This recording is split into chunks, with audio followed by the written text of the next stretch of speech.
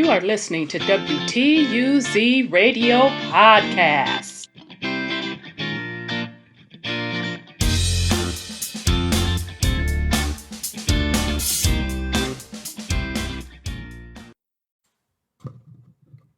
Welcome to WTUZ Radio Podcast. I am your host, Rhonda. Today's topic, it's not going to be new to anyone.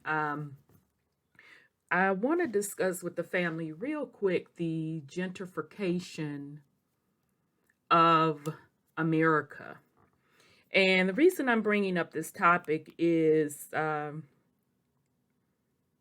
twofold, to once again just have people pay attention on their radar to what has already gone on in pretty much every major city in America. And the main purpose of me doing this particular podcast or topic is to once again point out that the wealth, the most important wealth, are two things. It's the people and the land. It always has been, always will be. So what ran across my feed was a video that a trust fund baby, actually it was a mini documentary that a trust fund baby made. He is a descendant of the Johnson & Johnson pharmaceutical company.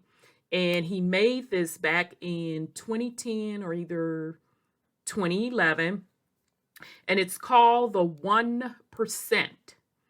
I highly recommend the video to everyone. I will definitely put on the right-hand side of the screen, I'll put a link to the documentary. But inside the documentary, he touched on gentrification.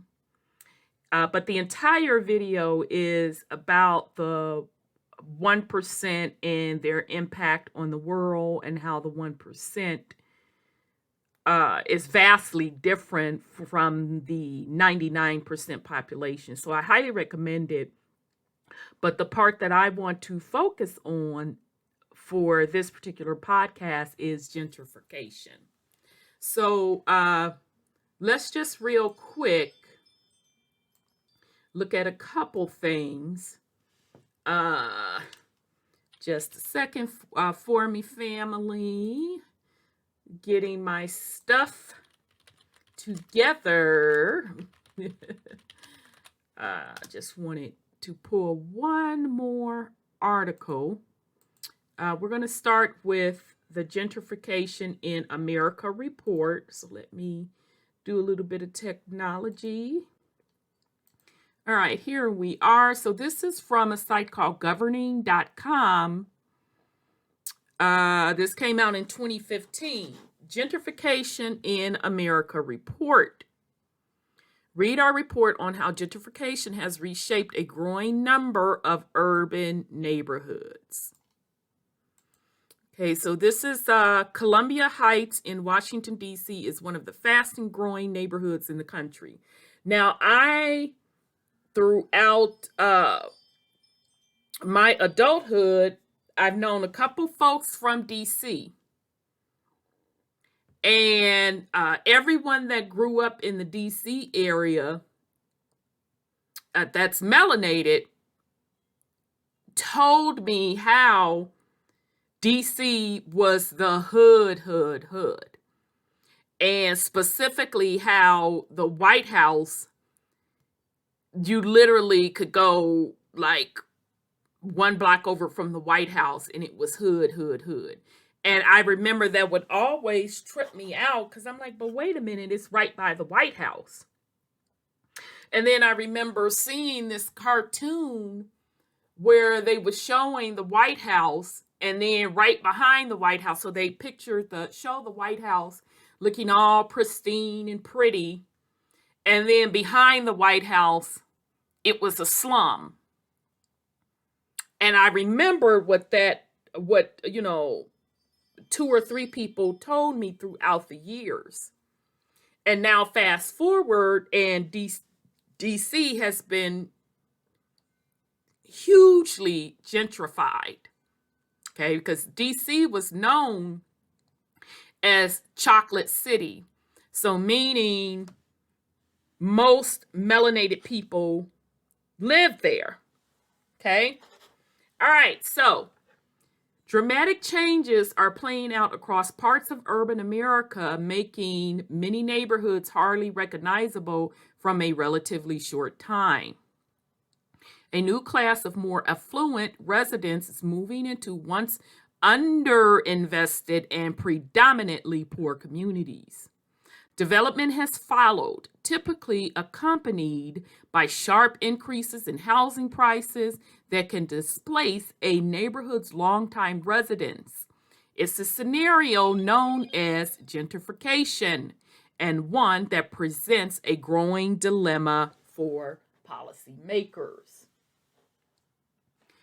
To assess the extent to which gentrification has reshaped urban communities, governing analyzed census tract data for the nation's 50 largest cities. Main findings from the neighborhoods examined include gentrification greatly accelerated in several cities. Nearly 20% of neighborhoods with lower incomes and home values have experienced gentrification since 2000, compared to only 9% during the 1990s. So that goes to show you right there when they ramped up gentrification. Okay? All right. Gentrification still remains rare nationally. It doesn't feel that way to me. With only 8% of all neighborhoods reviewed experiencing gentrification since the 2000 census. Compared to lower income areas that failed to gentrify, gentrifying census tracts recorded increases in the non-Hispanic white population and declines in the poverty rate.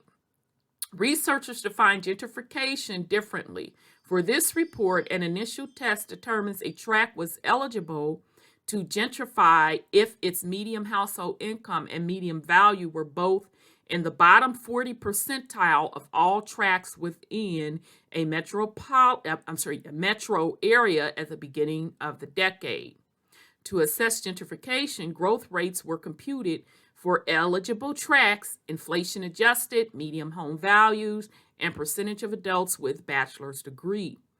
Gentrified tracts recorded increases in the top third percentile for both measure when compared to all others in metro areas.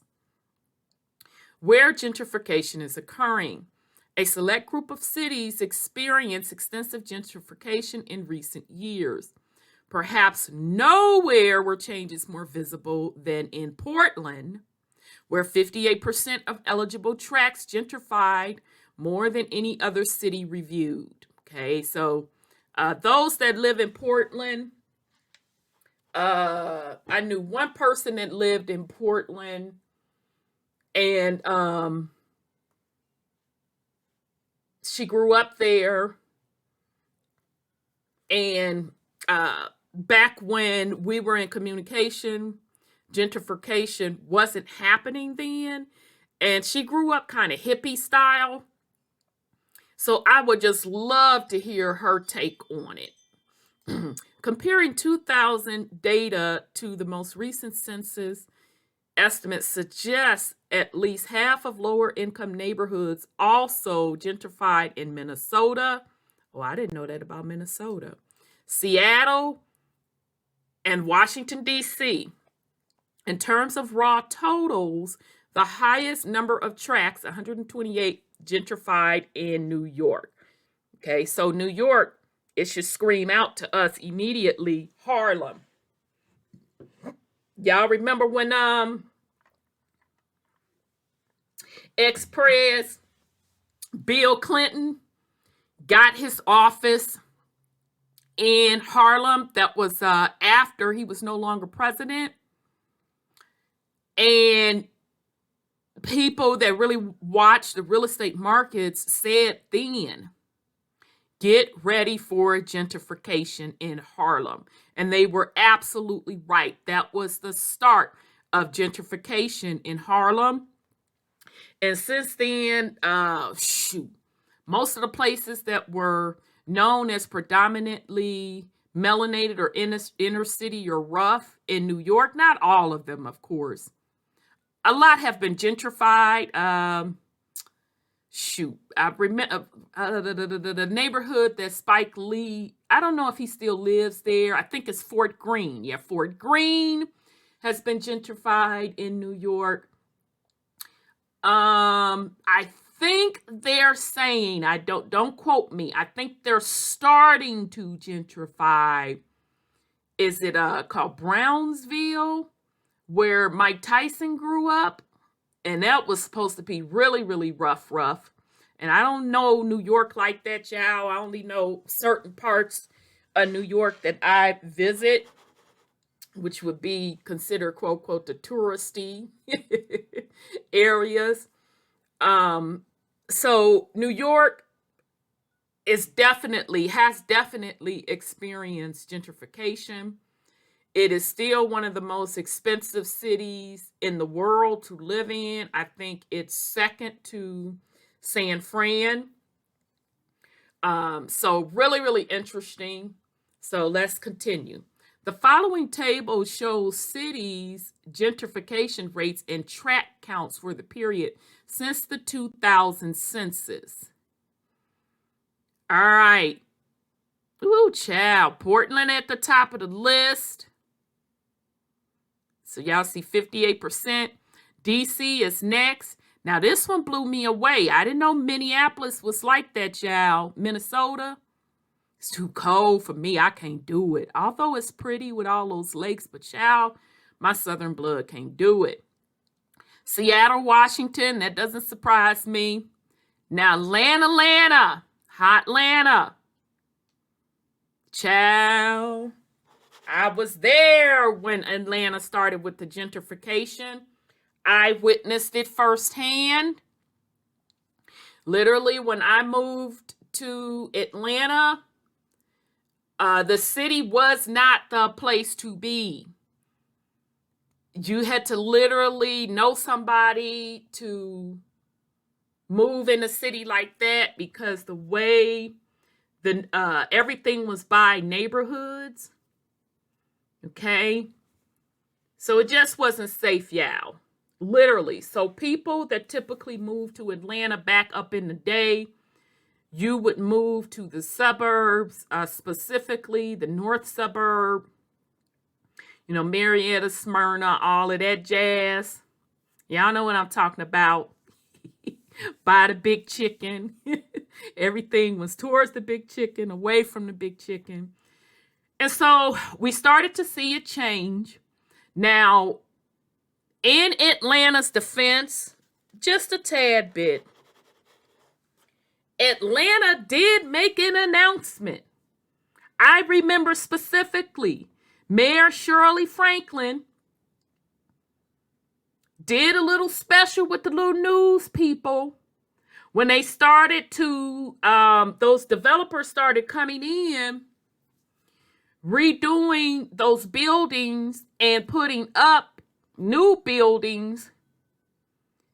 Shirley Franklin literally did a walkthrough of those properties and was telling people to come back to the city. My mouth about dropped because I had never witnessed that before regarding gentrification. So in Atlanta's little defense, early in the game, y'all, they gave disclosure.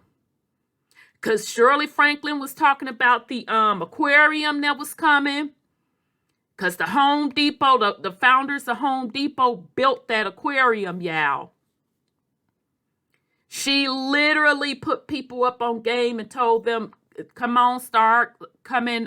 We're trying to bring people back to the city, yada, yada, yada, this, that, and the third. Okay.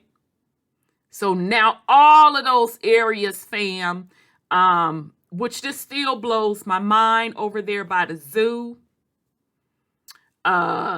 which is called Grant Park. You have Grant Park, and then the zoo sits there. Yeah, yeah. Country then a so-and-so. Literally, the zoo is in the city. That's considered the east side. They told me they used to be the hood. I said, wait a minute, what? Huh? Wait a minute, what? How the zoo gonna be in the hood? They're like, we telling you this used to be the hood. Child, let me tell you something. You try to go to Grant Park now to buy a home. You're lucky if you can find something at $300,000. Okay? But beautiful neighborhood. They really done did it up. Gentrified all day long.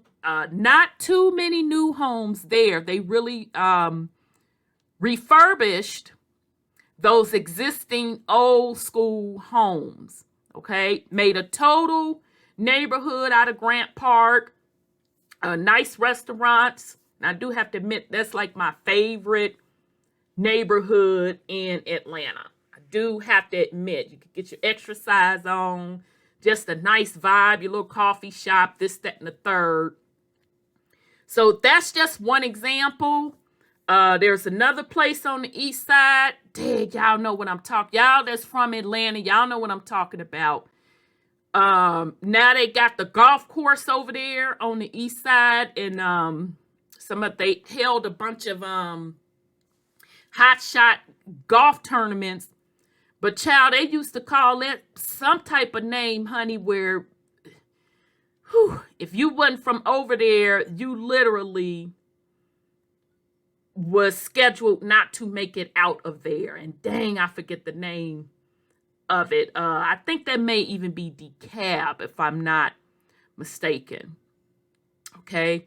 Those are just two of the areas. I do know that where they had the Atlanta Braves are no longer in the city of Atlanta. They put it in Cobb County, which that's a bunch of bull crap.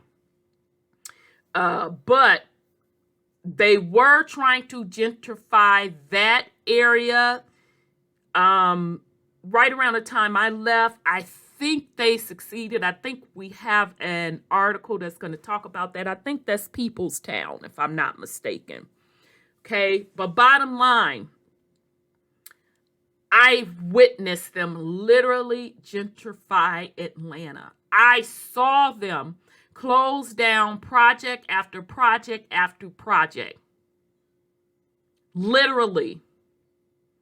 And as I started to, of course, get to know people, was cool with people, and started to know people that live in the city, I would encourage them, hold on to your homes as long as you can.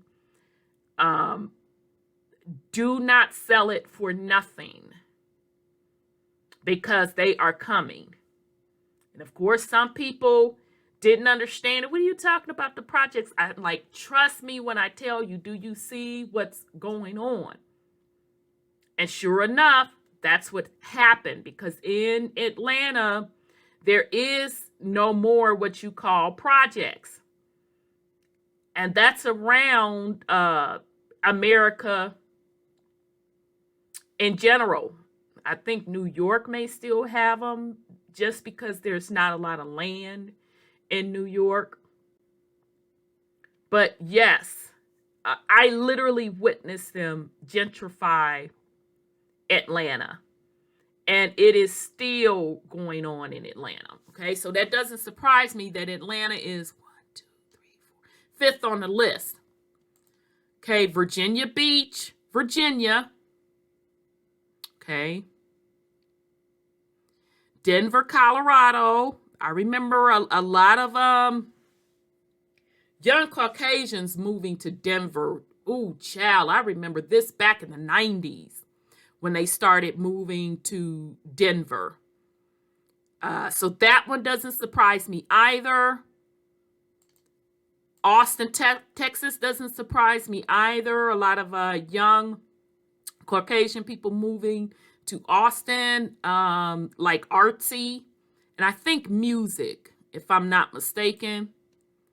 Y'all know Cali, child. I just know, Cali is Cali. Sacramento, New York, actually, I thought would be higher on the list, to be honest. Oakland is another one that I heard about the gentrification going on in Oakland. Philly, Albuquerque, New Mexico. I know a lot of people were retiring there. San Diego. Child, I don't even know when San Diego was ever affordable. I'm talking back since the 90s when I was visiting. I ain't never known it to be affordable like that, but whatever. San Diego, although beautiful, San Diego is absolutely beautiful, of course. Baltimore, now I ain't finna lie, y'all. Every time I think of B-more, I think about roughness. I ain't even finna sit up here and lie. Knew a couple of people from B-more. Child, B-more wasn't no joke, and it's definitely about that life. Long Beach, I mean, it's Cali. That's not surprising to me. Fort Worth, Texas. I remember in the early 2000s, Fort Worth was, to me, it's a little suburby-ish to me. Not my cup of tea, but that one doesn't surprise me. Omaha, Nebraska. Child, I guess. Nashville. Yeah, I can see Nashville. Boston. San Fran. We know that's a given, although I expected San Fran to be a little higher on the list, but maybe because gentrification has gone on so long there. Houston, Texas, I can understand that. Colorado Springs. Chicago. Okay. Jacksonville, Florida. Okay. Charlotte, North Carolina. Yep, Charlotte was another place I witnessed gentrification going on. LA. Phoenix. A lot of retirees in Phoenix. Oklahoma City. Child, whatever. Raleigh. That doesn't surprise me. Kansas City, Missouri. Miami, Florida. Indianapolis, and Columbus. Now, Columbus, I literally witnessed it when I first hit here. And I kept telling people that. And they were looking at me like I'm crazy. I'm like, I know what I'm talking about because I watched it happen in Atlanta. And sure enough, it's happening in Columbus at a very, very fast rate. And now the city is talking about, oh, we don't have any affordable homes. And I'm like, no blank, Sherlock. Because in Columbus, they have a lot of young folks coming out of school with Ohio State University, and they're getting, nice jobs, making a good income, plus professionals moving to Columbus for the jobs because you have, believe it or not, a lot of tech industry here because there's a lot of industry here. You have a lot of big retail here. Matter of fact, I'd just say a lot of big retail are here. So that's restaurants and apparel, clothing, and insurance. Okay, so Indianapolis, I don't know what industry they have, but they're right next door to each other.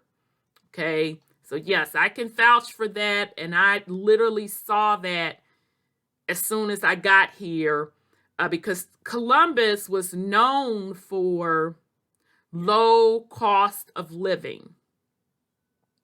I mean, really low cost of living, but they always had the good jobs, and the jobs pay competitive, and the low cost of living is here. Now, the cost of living has risen, although they still have the good jobs, but the people that don't have a certain type of jobs are really, really struggling. Okay, so I can't vouch for Indiana or Indianapolis, but that's what's going on in Columbus. Milwaukee, Arizona again, San Antonio, and doesn't surprise me, Texas is going to be on this list a lot. Texas is a place, and I can only vouch for since the 90s. If you don't have a job in Texas, you don't want no job. That's just the way it is. Texas has a lot of industry there, a lot of tech companies there. Their tax policies is what attracts a lot of businesses to Texas. And their people don't pay state income tax. Okay? So back in the 90s, it was really, really attractive to live in Texas. You got a lot for your money, this, that, and the third. So having Texas on this list, it does not surprise me. A few times, having Texas cities on this list a few times, it does not surprise me whatsoever. I expect for Texas and California to be on this list a lot. Child, Fresno. Child, let me sip this water. Now, child, Fresno. Those of you from Cali, y'all know y'all laughing with me, right? Because, child, Fresno was just known as hillbilly and ghetto and just ratchet, honey. So child, they talking about gentrification in Fresno? Child.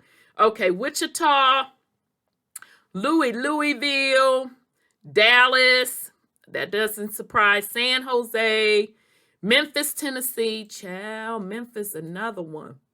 Cutthroat, stab, cut. I ain't know Memphis was rough like that, child.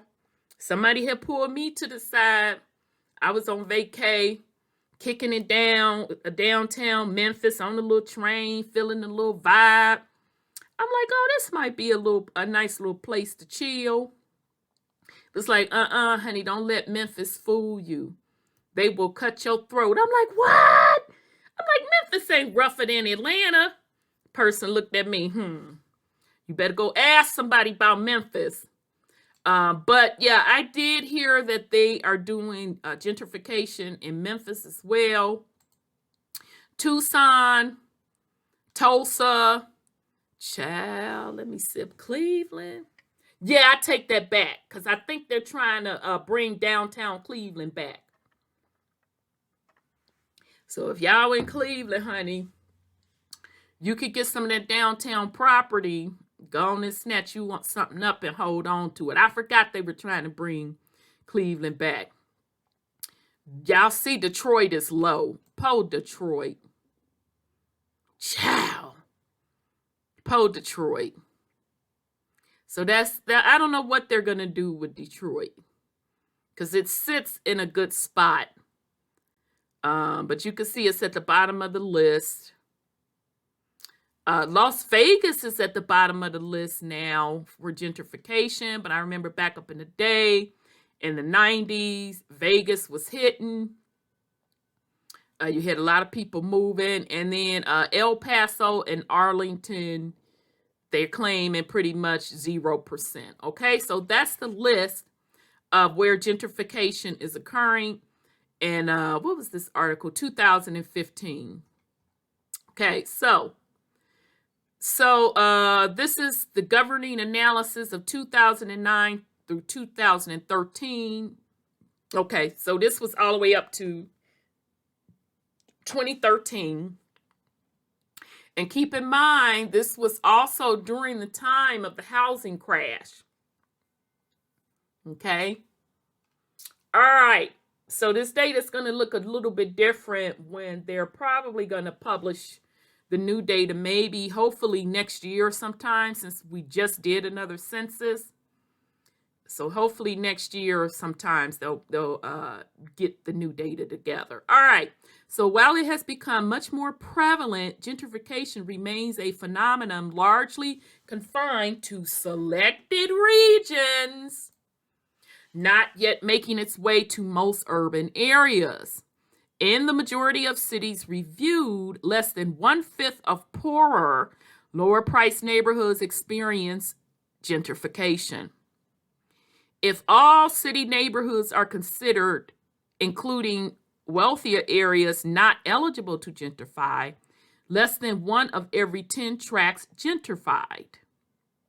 Cities like Detroit, El Paso, and Las Vegas experience practically no gentrification at all. Okay. I can't speak for El Paso. I don't know El Paso like that. But we know what it is in the D.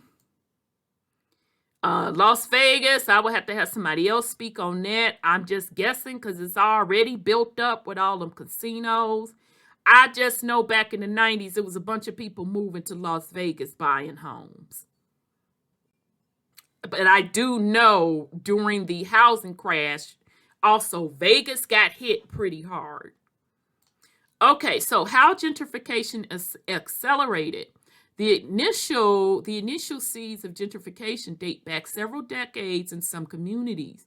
In fact, a British sociologist first coined the term gentrification in 1963. Gentrification particularly accelerated, though, in recent years as growing numbers of Americans opted to pursue urban lifestyle styles. Now, I'm going to say, I look at gentrification now even deeper than what I did before. Sure, it is most definitely a social issue, and that's including economics and wealth and race. But I look at it also on a deeper level as controlling the entire social, not even social. I look at it as controlling the people on the land, period. Okay.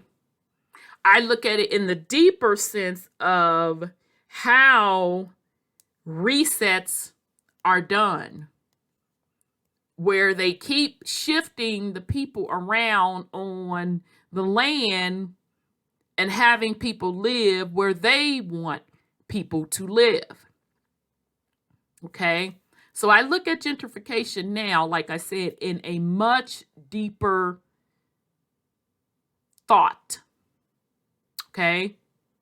Because it's just, if you think about it, you have a population that lived in the city for, let's say, 3-4 decades, so 30-40 years.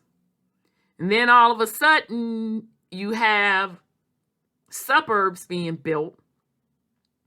And then a certain said population, now, we can take from the 60s and the 50s, the white population started moving out of the cities to the suburbs. Now we have the reverse migration. Okay, so meaning those inner cities or the urban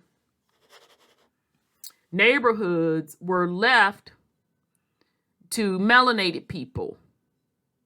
Okay, so the brown people, it's where those neighborhoods were left. And now there is a shift where the suburban people, or if you want to say middle class, upper middle class, are coming back to the cities. Okay. Now, as far as I'm concerned, people just don't wake up out of the bed and make those decisions.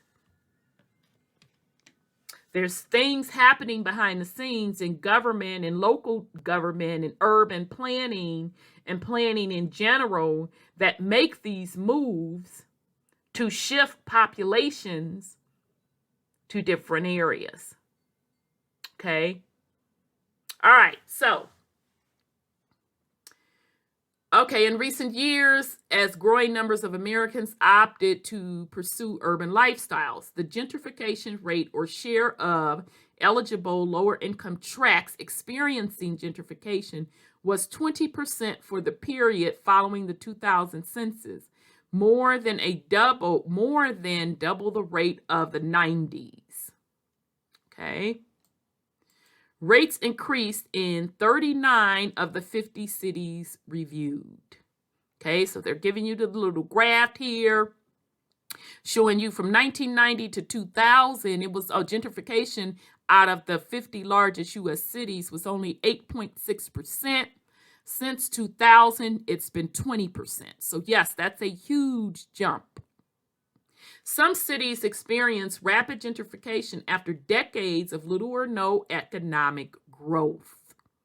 In the District of Columbia, for example, 54 neighborhoods were found to have gentrified since 2000. Back in the 1990s, just 5 neighborhoods had gentrified in a decade when the city was dubbed the nation's M capital, or taking people out capital. Okay, I got a talking code. Okay, to not offend the algorithms. Other neighborhoods began their transition decades ago. In San Francisco, for instance, few tracts were eligible to gentrify by 2000s, as much of the city's housing stock had already increased in price. Okay, so yep, they confirmed what I said, that San Fran had been gentrified and priced out, because I think San Fran is still one of the most expensive cities in the United States. I think it's over in New York. It's important to know that Census Bureau estimates provide only snapshots of different times. So depending on when a neighborhood gentrified, it may or may not reflect in data over a 10-year period. Yeah, and that's understandable. Characteristics of gentrifying neighborhoods. Distinct differences emerge between neighborhoods that gentrified and those that haven't. Neighborhoods gentrifying since 2000 recorded population increases and became whiter, with the share of non-Hispanic white residents increasing an average of 4.3 percentage points. Meanwhile, lower income neighborhoods that failed to gentrify experienced slight population losses and saw the concentration of minorities increase. They have also experienced different economic fates.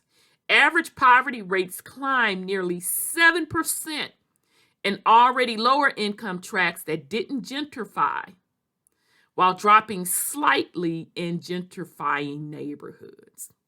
Okay, so right here you can see the social and economic aspects of what is happening with gentrification. Okay, and then you also have to remember and keep in mind how the United States currently, fund school systems. It's based on home tax revenue. Okay, that's widely how public schools are funded. That isn't the only way, but that's the most percentage. So if you have higher home values, that would mean more money for the schools. Okay, so it would make sense why middle class and upper middle class neighborhoods, their schools have a lot of funding, versus inner city schools. Okay? All right? So, see what they're saying in this particular graph. Figures represent average changes for each group. Results shown for all tracts in the 50 largest cities with at least 500 residents. Okay. So, okay, poverty rates. Okay. Okay, gentrification eligible tracts not gentrifying. All tracts including ineligible tracts, white non-Hispanic shares of population percentage change.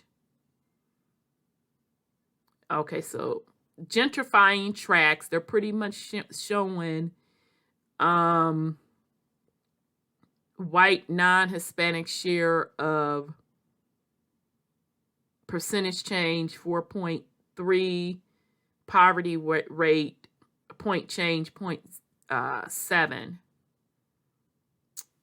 Not gentrifying population change negative 2.4%. White non-Hispanic of population change negative 5%. Poverty rate 6.7. Okay, so they're just basically breaking down what they've already talked about above. So that's no big deal. Okay, so let's see. Profiles of selected cities. Minneapolis, after experiencing little change during the 1990s, 39 Minneapolis neighborhoods gentrified over the past decade. Key drivers of the city's transformation are fairly typical of other gentrifying cities. Monsoon, the city's director of long-range planning, cited the role of infrastructure investments, particularly light rail, the park system, and new sports stadiums downtown. The timing of these investments, she said, coupled with recent national trends in valuing urbanity,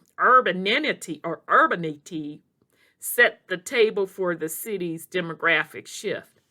Child, she done made up a word with urbanity. I don't even want to, you just done made up a word, lady. But the point I just want to point out in this, notice the game. How I'm saying that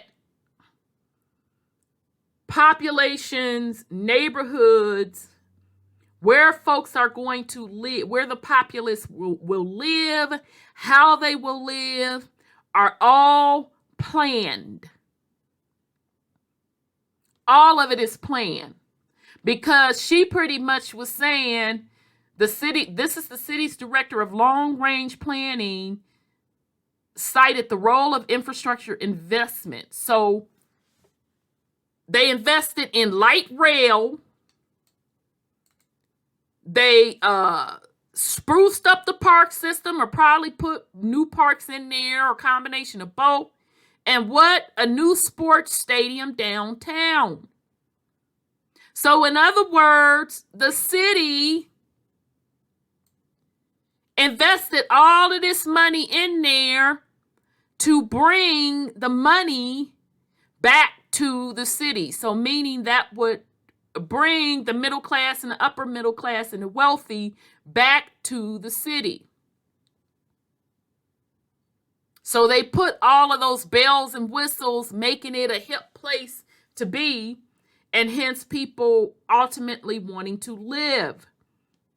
They are planning these things out at a city level, and probably minimum planning it out on a 10-year scale. Okay? To totally change the city out, 20 years. But the master planners, they plan these things out 100 years in advance. Okay? And if we really want to look deep into it, that those 100 years and multi-100-year plans, they shift the population through catastrophes, i.e. the resets. So everything in what we're calling the modern/urban life is controlled. Okay? And it's not anything new. It's been going on for centuries. I would go as far as to say thousands of years. Okay? Based on these ancient buildings that we are now starting to realize are ancient. Okay? So gentrification is much bigger than what we think. We're talking worldwide. Okay? All you have to do is look at some of these ancient buildings around the world and look at the architecture, and you can see that they are from the same empire. All right? Let's get it back, bring it back to the Americas. There has been a huge renaissance downtown. Yeah. You mean the Renaissance, Monson, that you created? You mean that Renaissance? And it has brought a lot of wealth. Empty nesters and investors.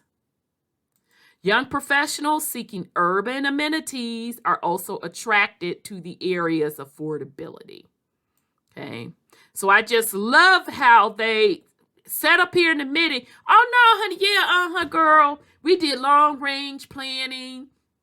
We made some infrastructure investment. Yep. We stood up light rail.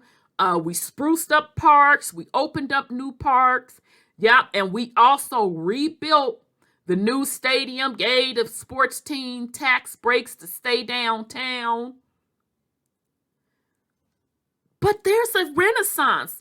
You mean the renaissance that you created? You mean the renaissance that you planned for? Oh, okay then, girl. All right, so Minneapolis gentrification map 2000 census to present. Note, data shows correspondence to the current tract boundaries, which may have changed from prior census years. Figures are calculated from 2009 to 2013. Portland, Northeast Portland is home to some of the city's oldest neighborhoods. Okay, I didn't know that. Once characterized by an abundance of affordable housing and several predominantly, child, see, they done learned at me something new.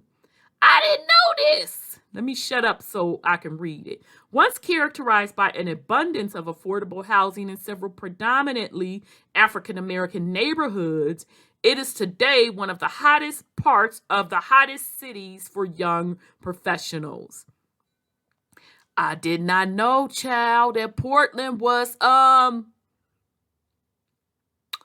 melanated folks' neighborhoods originally. But why should this be a surprise to me? Because that's the reoccurring theme when we speak on gentrification in the urban areas. Other parts of the city experience similar revitalization. In all, 58% of Portland's lower-priced neighborhoods gentrified since 2000, the highest rate of any city reviewed. Whoa. An initial wave started back in the early 90s, and young professionals continue to flock to the city today. Yep. Portland, in some ways, was at the forefront of of the return to urban living, said Lisa Bates, director of the City for Urban Studies at Portland State University.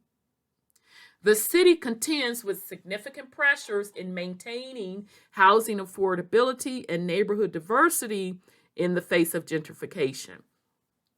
And I think, if I'm not mistaken, don't quote me on this, but I think Portland now has a huge homeless problem. Bates said many former residents of Northeast Portland were displaced over the years, eventually moving to outlying communities on the city's east side. There is a lot of conversation here looking at other cities, she said, and saying that we don't just want to be the playground for wealthy people. But child, from my understanding, that's exactly what y'all are.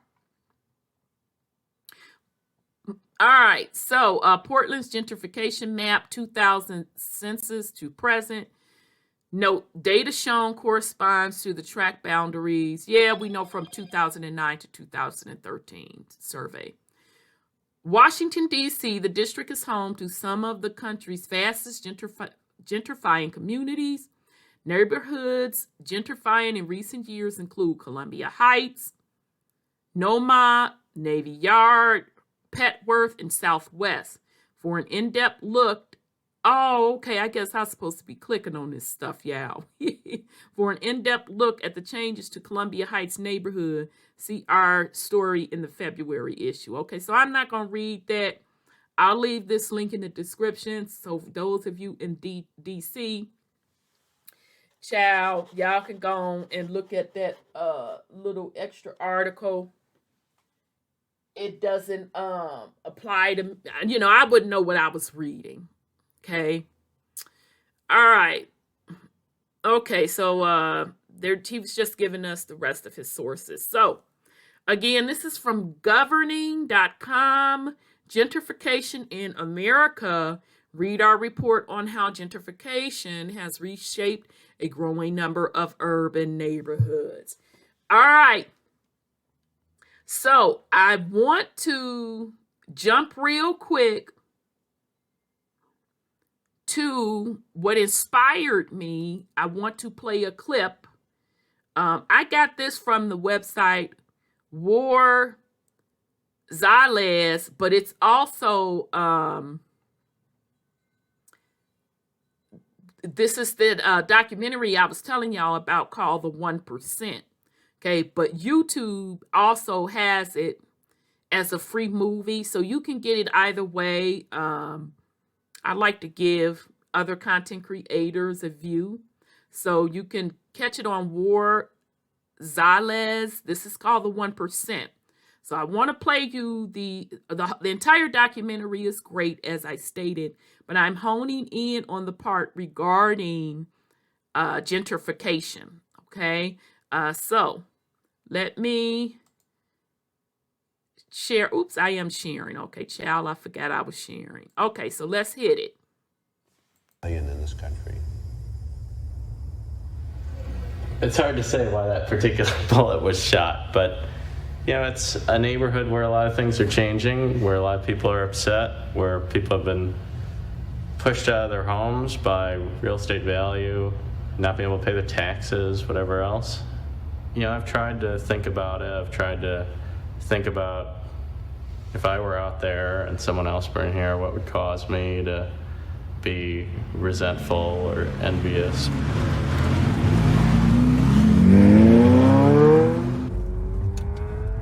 The South Side of Chicago is one of the poorest inner-city communities in America.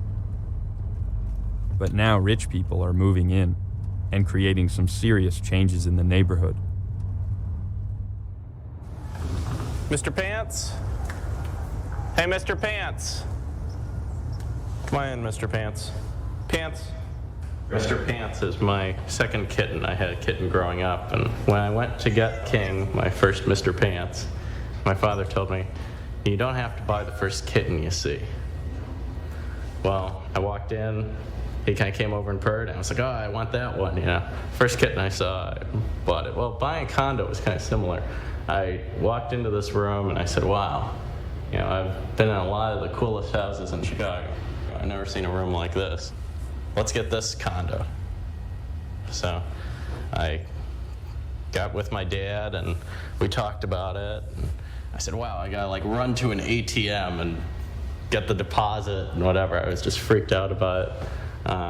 30 days later, I owned the place.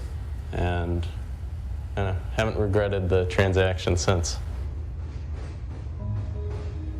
It's a very thought-provoking place. You see the train go by and you're reminded that there are other places in the country other than Chicago. And you see what used to be housing projects are suddenly condos, and you wonder what impact you're having on the city and who lives here, who can afford to live here.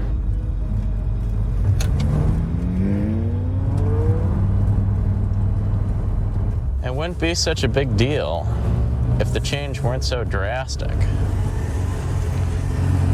So these buildings used to be public housing. Now they're being taken condo.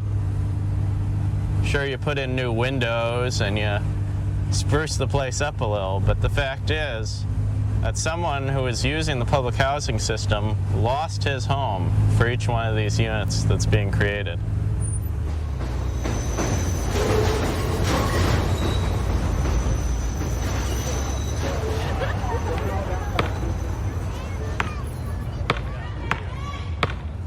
It's happening too quick.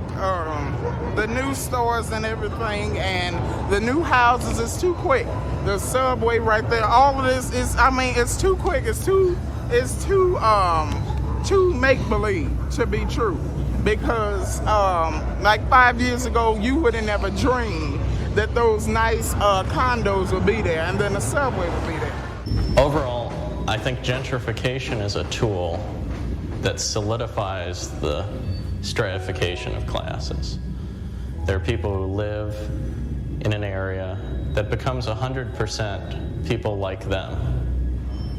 3 big tools have been used in a lot of areas. First, you build a big police station. Secondly, you tear out all the basketball courts. And lastly, if there's a local public school that poor people attend, you tear down the school. They closed 3 schools up in our neighborhood. The middle school, the high school, and the baby school. Why? Closed 3 buildings. I don't know. I guess they trying to push us out the neighborhood. It's decent people living in the project. You know, pay their rent, people work. You know, everybody ain't the enemy. Just say that. Hey, what's happening? You lived here Yeah, I lived here approximately my whole life, 28 years to be exact. So this is the garbage they put up here that they supposed to have been taken down because the problem they had is fixed. This is our lobby. The phones used to work when the police used to have a police station right here. This used to be their police station right there. What happened to that? We ran them away. Well, the people ran them away because they was on BS. They got our mailboxes. Half of the doors don't lock on the mailbox. Do you have email? Do I have any mail? I ain't checked the mailbox today.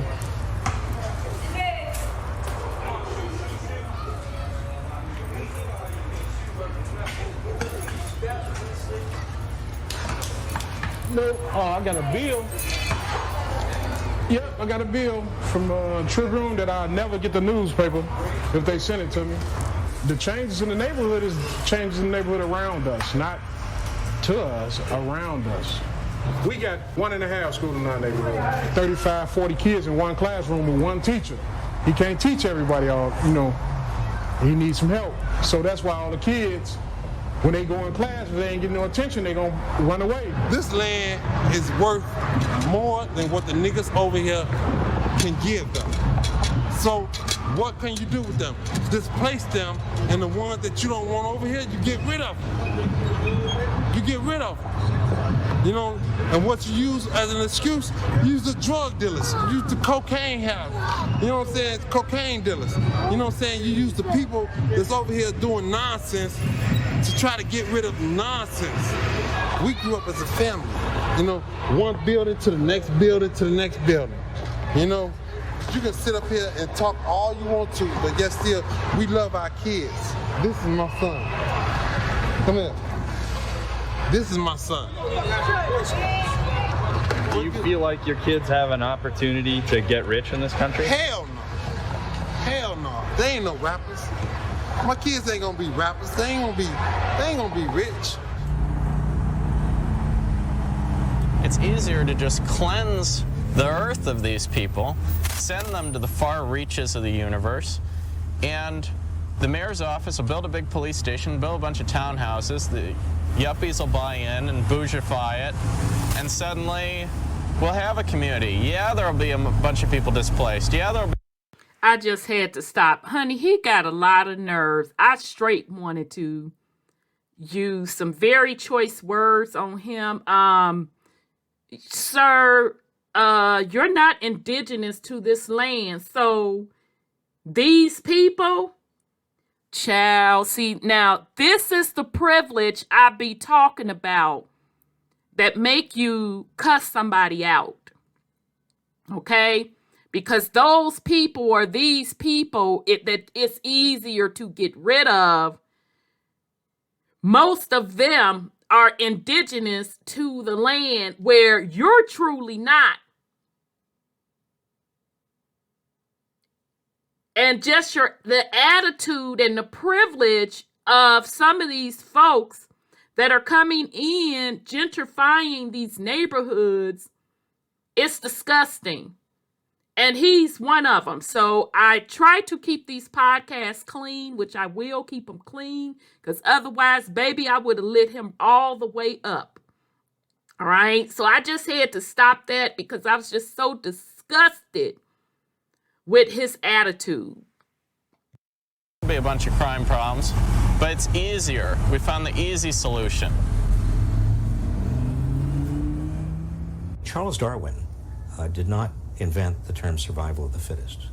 That was Herbert Spencer, a social Darwinist who thought that if we just allowed the rich to get richer, that was good for society because we want to discourage the poor from having a lot of children and basically surviving. That kind of social Darwinist notion has stayed alive in certain quarters, and I believe that it is there behind much of the economic policies we are now seeing. Look, there never in history been a time when the ordinary people of this world, and particularly in the rich nations like the United States, Britain, and Europe, never been a time when the ordinary people have had the level of income and living that they now do. But what about the tens of thousands of people whose lives were affected by the decision? You can't make an omelet without breaking eggs. You have a system which is overwhelmingly yielding good results. But there's no question that it's not perfect, and there are cases and people will get hurt. But that's true of any system. Doesn't it make you nervous when you see so many powerful and extremely wealthy individuals sitting there directly influencing those politicians when we're in a democracy? They're not influencing anything. They're playing a role in the political system, but Congress is ultimately going to be influenced by public opinion, by what the public wants. The public will get what the public wants. All right, fam. So, again, I highly encourage you to watch this documentary. I'm going to leave a link in the description. So this is called The 1%. You can get it off of YouTube channel War.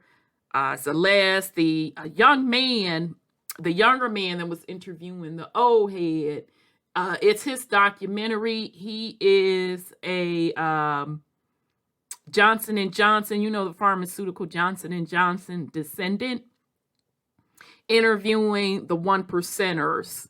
So take a look at it. It is very, very, very, very good. Okay. Now, I wanted to play that to just show just a snippet of what went on in Chicago. Those that are familiar with Chicago or grew up in Chicago, such as myself, we understand the dynamics. We also know that Cabrini Green, which was the project that was featured in this documentary, was one of the roughest not one of, was the roughest in Chicago, and at one point was the roughest in the world or in the United States. Okay. So that particular documentary was, I think, put out in either 2010 or 2011. So they were in the process then of getting people out of Cabrini Green. They were literally closing down projects across Chicago.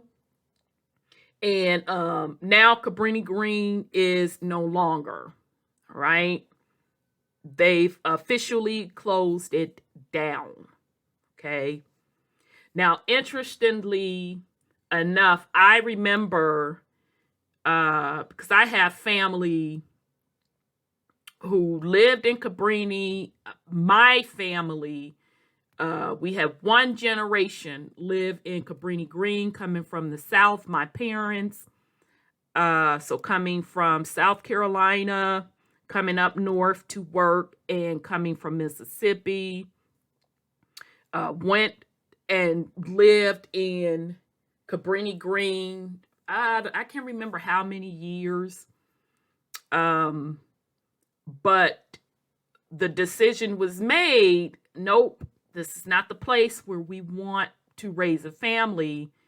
So that was the only generation that lived in Cabrini Green. And I can't remember how many years, y'all. I can't remember how many years, but it was just with my parents, and then they were out of there. And from what they were saying, that was back in the 60s.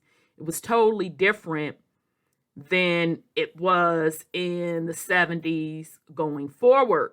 Okay. So we had one last family members that was living there, and they were really like not blood family, but you know how that goes. Family is family, still living there. So we would go and visit them on and off. This was in the 80s. And, we felt safe because our family lived there and everybody knew our family and they knew not to mess with us. And it was fun. We were children kicking it, this, that, and the third. So I remember being the oldest, me and my other cousin, we were like, oh, let's go. I forgot where we were going, and we walked, and it was just so close to downtown, and that just always fascinated me. So when I came back home, I told my mom, I'm like, Mom, that just really trips me out how we're able to walk to downtown. And it wasn't really downtown, but close enough downtown, or the good parts. My mom said then, now this was back in the 80s, she said Cabrini Green sits on high-priced land. And I just, I was a young child. I didn't understand that. Yeah, now y'all, back in the day, Gen Xers, child, we grew up a different type of way. So we was youngins, honey, taking the bus, going distances. I know that's not how y'all raised nowadays, but that's just how it that's just how it was back then, fam. So I was a young child. So for my mom to say Cabrini Green sits on valuable land, and she said, quote, mark my words, they're going to move those black people off that land. Okay? Now, as she's telling me this back in the 80s, I didn't even know that she didn't all the way grow up there, but our family lived in Cabrini Green for some time. I didn't even know that until I got like in college, and it was like in passing, one of my aunts and them said, yeah, when we lived in Cabrini, I'm like, wait a minute, what? So it's like she knew what was going to happen. So when it started to happen, I just went back to her and I recalled that conversation. And she said, I said that? I said, yeah, Ma, you said that. She said, you remembered that? I said, I don't know what made me remember it. I said, I think I was so fascinated that you would say that, and I couldn't imagine how could that come true. Okay, so those of you that are not familiar with Chicago, you need to understand where Cabrini Green sat. Okay, and it absolutely sits on valuable land. You also need to understand that those quote, quote, projects, I can't speak for New York. I've never been in New York's housing authority buildings. I can only speak for Chicago. Those places are well built. Okay? So it would make perfect sense for them to turn them into condos. They are very, very well built. Fireproof and everything. Because it's concrete and steel, y'all. Okay? Even the row houses. Okay? Because you hit the row houses. You got the short stacks, which are really just the smaller buildings. Which I think my aunt told me that we lived in the short stacks. Can't remember, that's my aunt on my father's side. I don't know on my mom's side if they lived in the high buildings or the short stacks. I can't remember, but I know what my aunt told me on my dad's side. But all of those structures were very well built. So you saw in the documentary when he was showing the one housing project and how people were out of them and they were then starting to refurbish them. So it was no surprise to me once they started gentrifying and they started putting those things to condos, because I remember what my mom said and I knew how well built they were. Okay, so those of you in New York, y'all can drop down in the comments and let me know, because if you know the show Good Times from the 70s, exactly how they had Florida and James and them apartment laid out, that's exactly how the projects looked in Chicago. Spit image. Okay? Spitting image. So those of you in New York, y'all have to drop down in the comment section and tell me whether or not that was y'all layout in the projects in New York. Okay? So let's take a look just real quick. Gentrification in Chicago. This came out in 2021. This is from a site called storymaps.arcgis.com. So storymaps.arcgis.com. Gentrification in Chicago, a lookout for Pilsen. In the history of Chicago, gentrification, the process of neighborhood change shifting for low income to more upper income throughout an influx of affluent resident and capital investments. Y'all see, there go that capital investments. Has been undoing and disrupting communities since the late 1900s, especially the West Side. The child, I can't vouch for that West Side. We're Southsiders. Okay? So if you're from the West Side of Chi, drop down in the comments and let us know if you have any experience on that or any of the neighborhoods. Okay? Only thing I can vouch for on the West Side, and it was the in-between gateway of the West Side and going into downtown, is Oprah's studio, which was in the meat packing district, literally. Okay, right? Had a lot of them old buildings. They say from the 30s and 40s. Now I'm going to have to go back through there and see if they were older. Literally the cobblestone streets. But where Oprah had bought her studio was right between the west side and the downtown. And then they also built the Chicago Bulls Stadium, because that and Oprah studio were in walking distance. And, Oprah got the inside anyway. I'm sure she got that property for dirt cheap. And now that whole area, honey, is swagged out. Very swanky and nice. My mouth about dropped, baby, when I saw over there. Okay, so that's the only thing I can vouch for on the west side of Chicago. I think somebody told me that Chicago, on the west side of Chicago, when they hit the Chicago fire, it was burnt down. So if y'all from the west side, y'all drop in the comments and give us some updates. All right.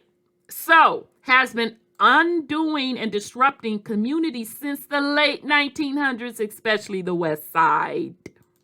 The latest case being in the northwest side, which includes communities such as Logan Square, Humboldt Park, and Westtown.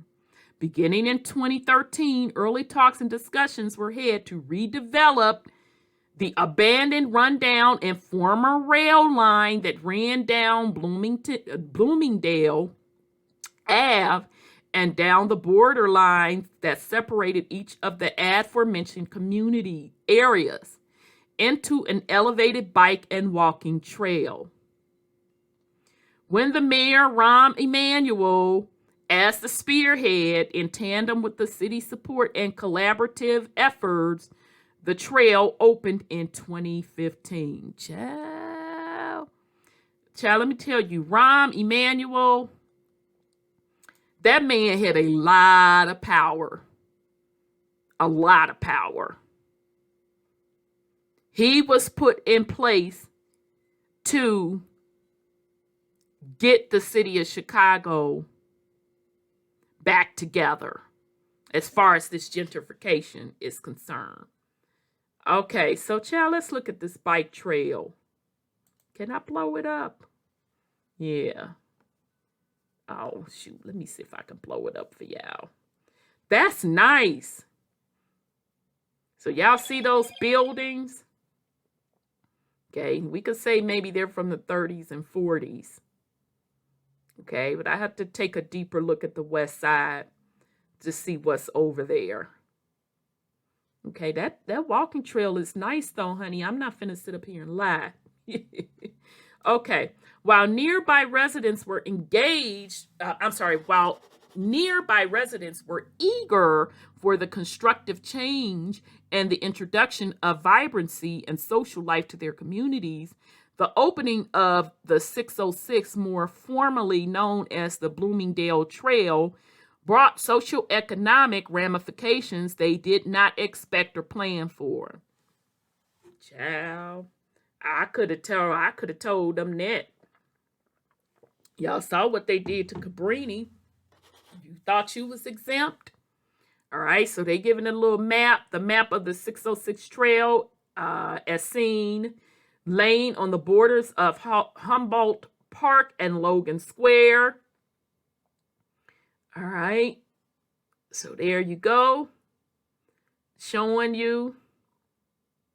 Okay, now I want y'all to remember Chicago was the city for the World Fair. Remember that? Mm-hmm. That World Fair that ran all along the lakefront.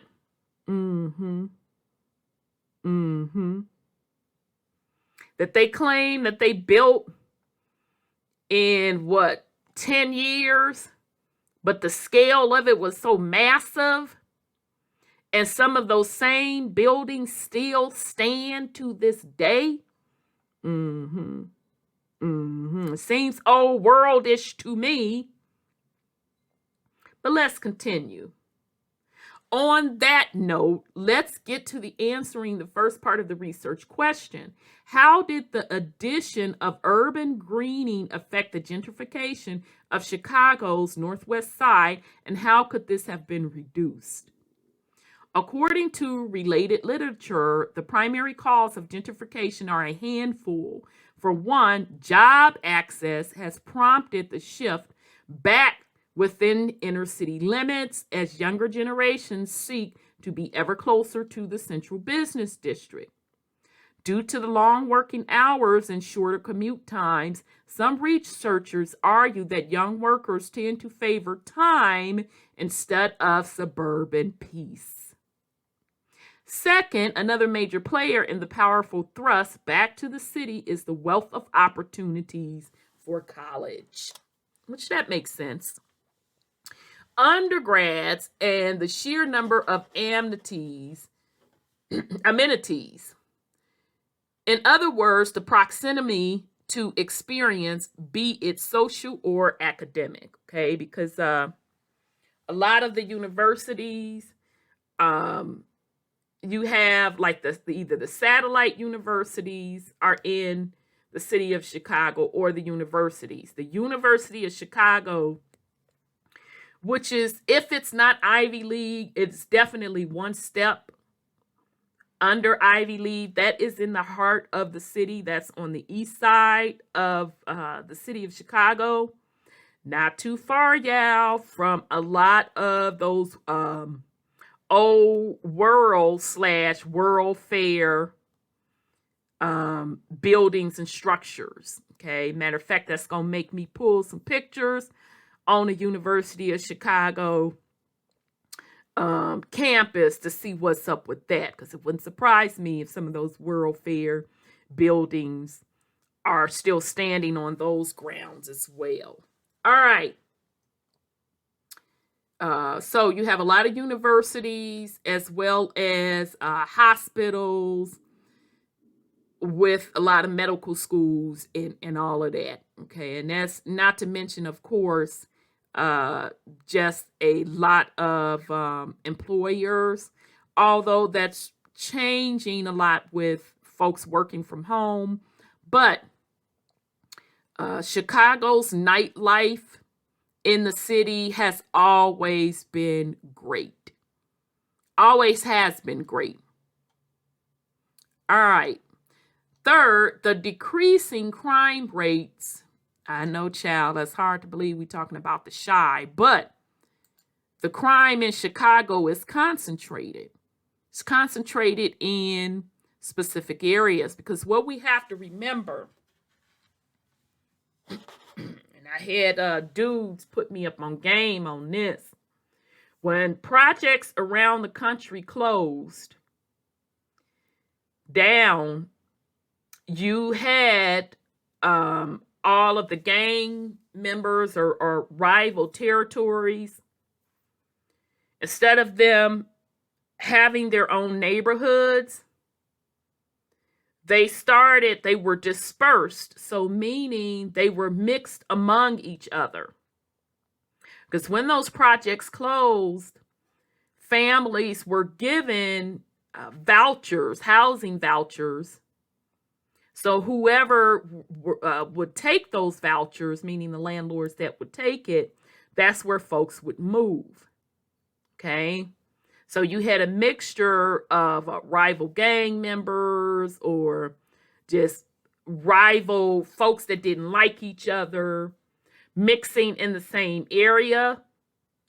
So those areas, crime rates started to rise rapidly. Okay. So in the meantime, as always the case, the middle class, upper middle class, and wealthy areas, crime stayed the same, which was low, but the crime in the city, specifically these gentrification areas, started to decrease. And they were decreasing because the projects were dismantled, right? So third, the decreasing crime rates, which occurred most significantly during the 1990s, increased the attraction and perception of order in low-income neighborhoods. Therefore, neighborhoods once stigmatized and treated as if wild and wandering dunes were being looked at with fresh eyes and with visions of urban revitalization. This segues to the fourth and relatively last cause, affordability. Affordability, in tandem with the rich history of the neighborhoods and its buildings, appeals to new residents, realtors, and rehabbers. For incoming residents, this is a potential money-saving opportunity. For realtors and rehabbers, this is money-making shot, as homes can be retouched and upper price. And so again, I know I've talked about this several times.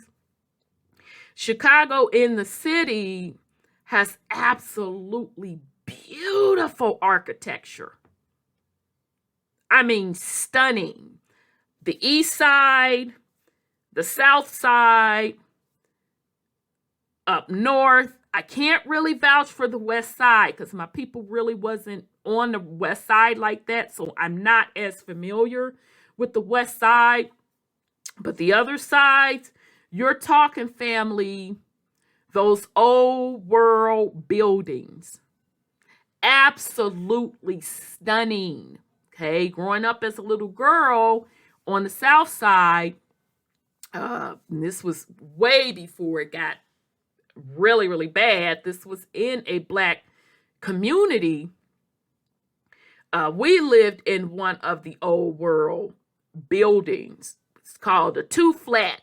Okay, that's what they call them in Chicago, 2 flats. It was just two apartments in one building, and then you have the basement. That place, it was absolutely stunning. It's still to this day, I can remember in detail, vivid detail, the woodwork. Just the woodwork in it. It was just a stunning, beautiful place, very large. Ours was so old world that it still had the working furnace in the basement, where we had the radiant heating, just the beautiful bay windows, the built-in bar in the back. It just very, very beautiful. Okay. And most of the homes on our particular block had that same beautiful architecture, either the individual homes, because we had a mixture. We had individual homes and what you call 2 flats. We had very little frame homes. I think we only had 1 or 2 frame homes on that block, and they were the worst looking homes, and they were the younger homes. So it would make absolute sense that folks moving back into the city would snatch up those properties for pennies on the dollar, refurbish them, and then sit on them as a gold mine. And that's literally what they did in parts of the city of Chicago. Okay? All right.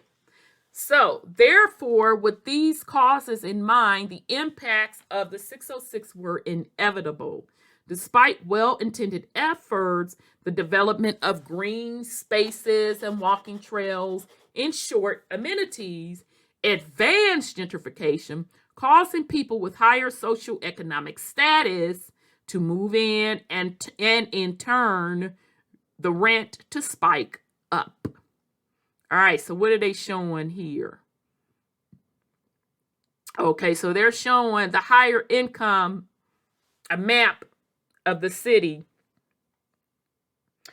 And they're showing the higher income, and I'm assuming that the areas that are darkened are the higher incomes. And as it should, you can see the areas closest by the lake.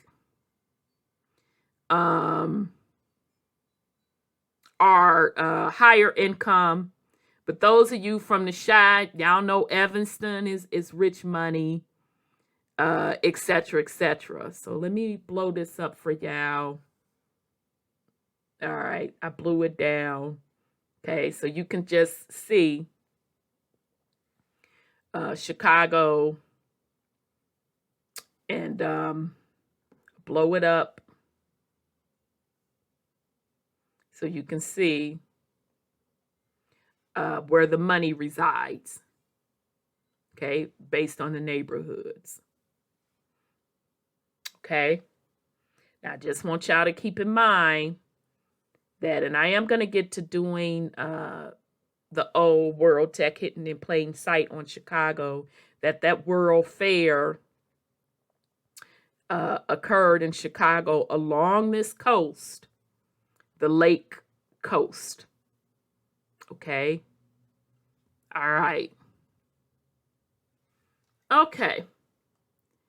Okay, map 1 with census tract data from the year 2010 shows median household income, helps provide insight into gentrification on the northwest side of Chicago by setting the foundation for the analysis. In partnership with map 2 and map 3, the maps demonstrate the increase in median household income over 10 years. Because the data is of tracts with overlays showing communities' borderlines, the nuances of change are especially evident. For example, census tract 2301 to 2303, located on the northeast side of Humboldt Park, had a median household income of $38,000 to $48,000 in 2010. Okay, so let's look at map 2.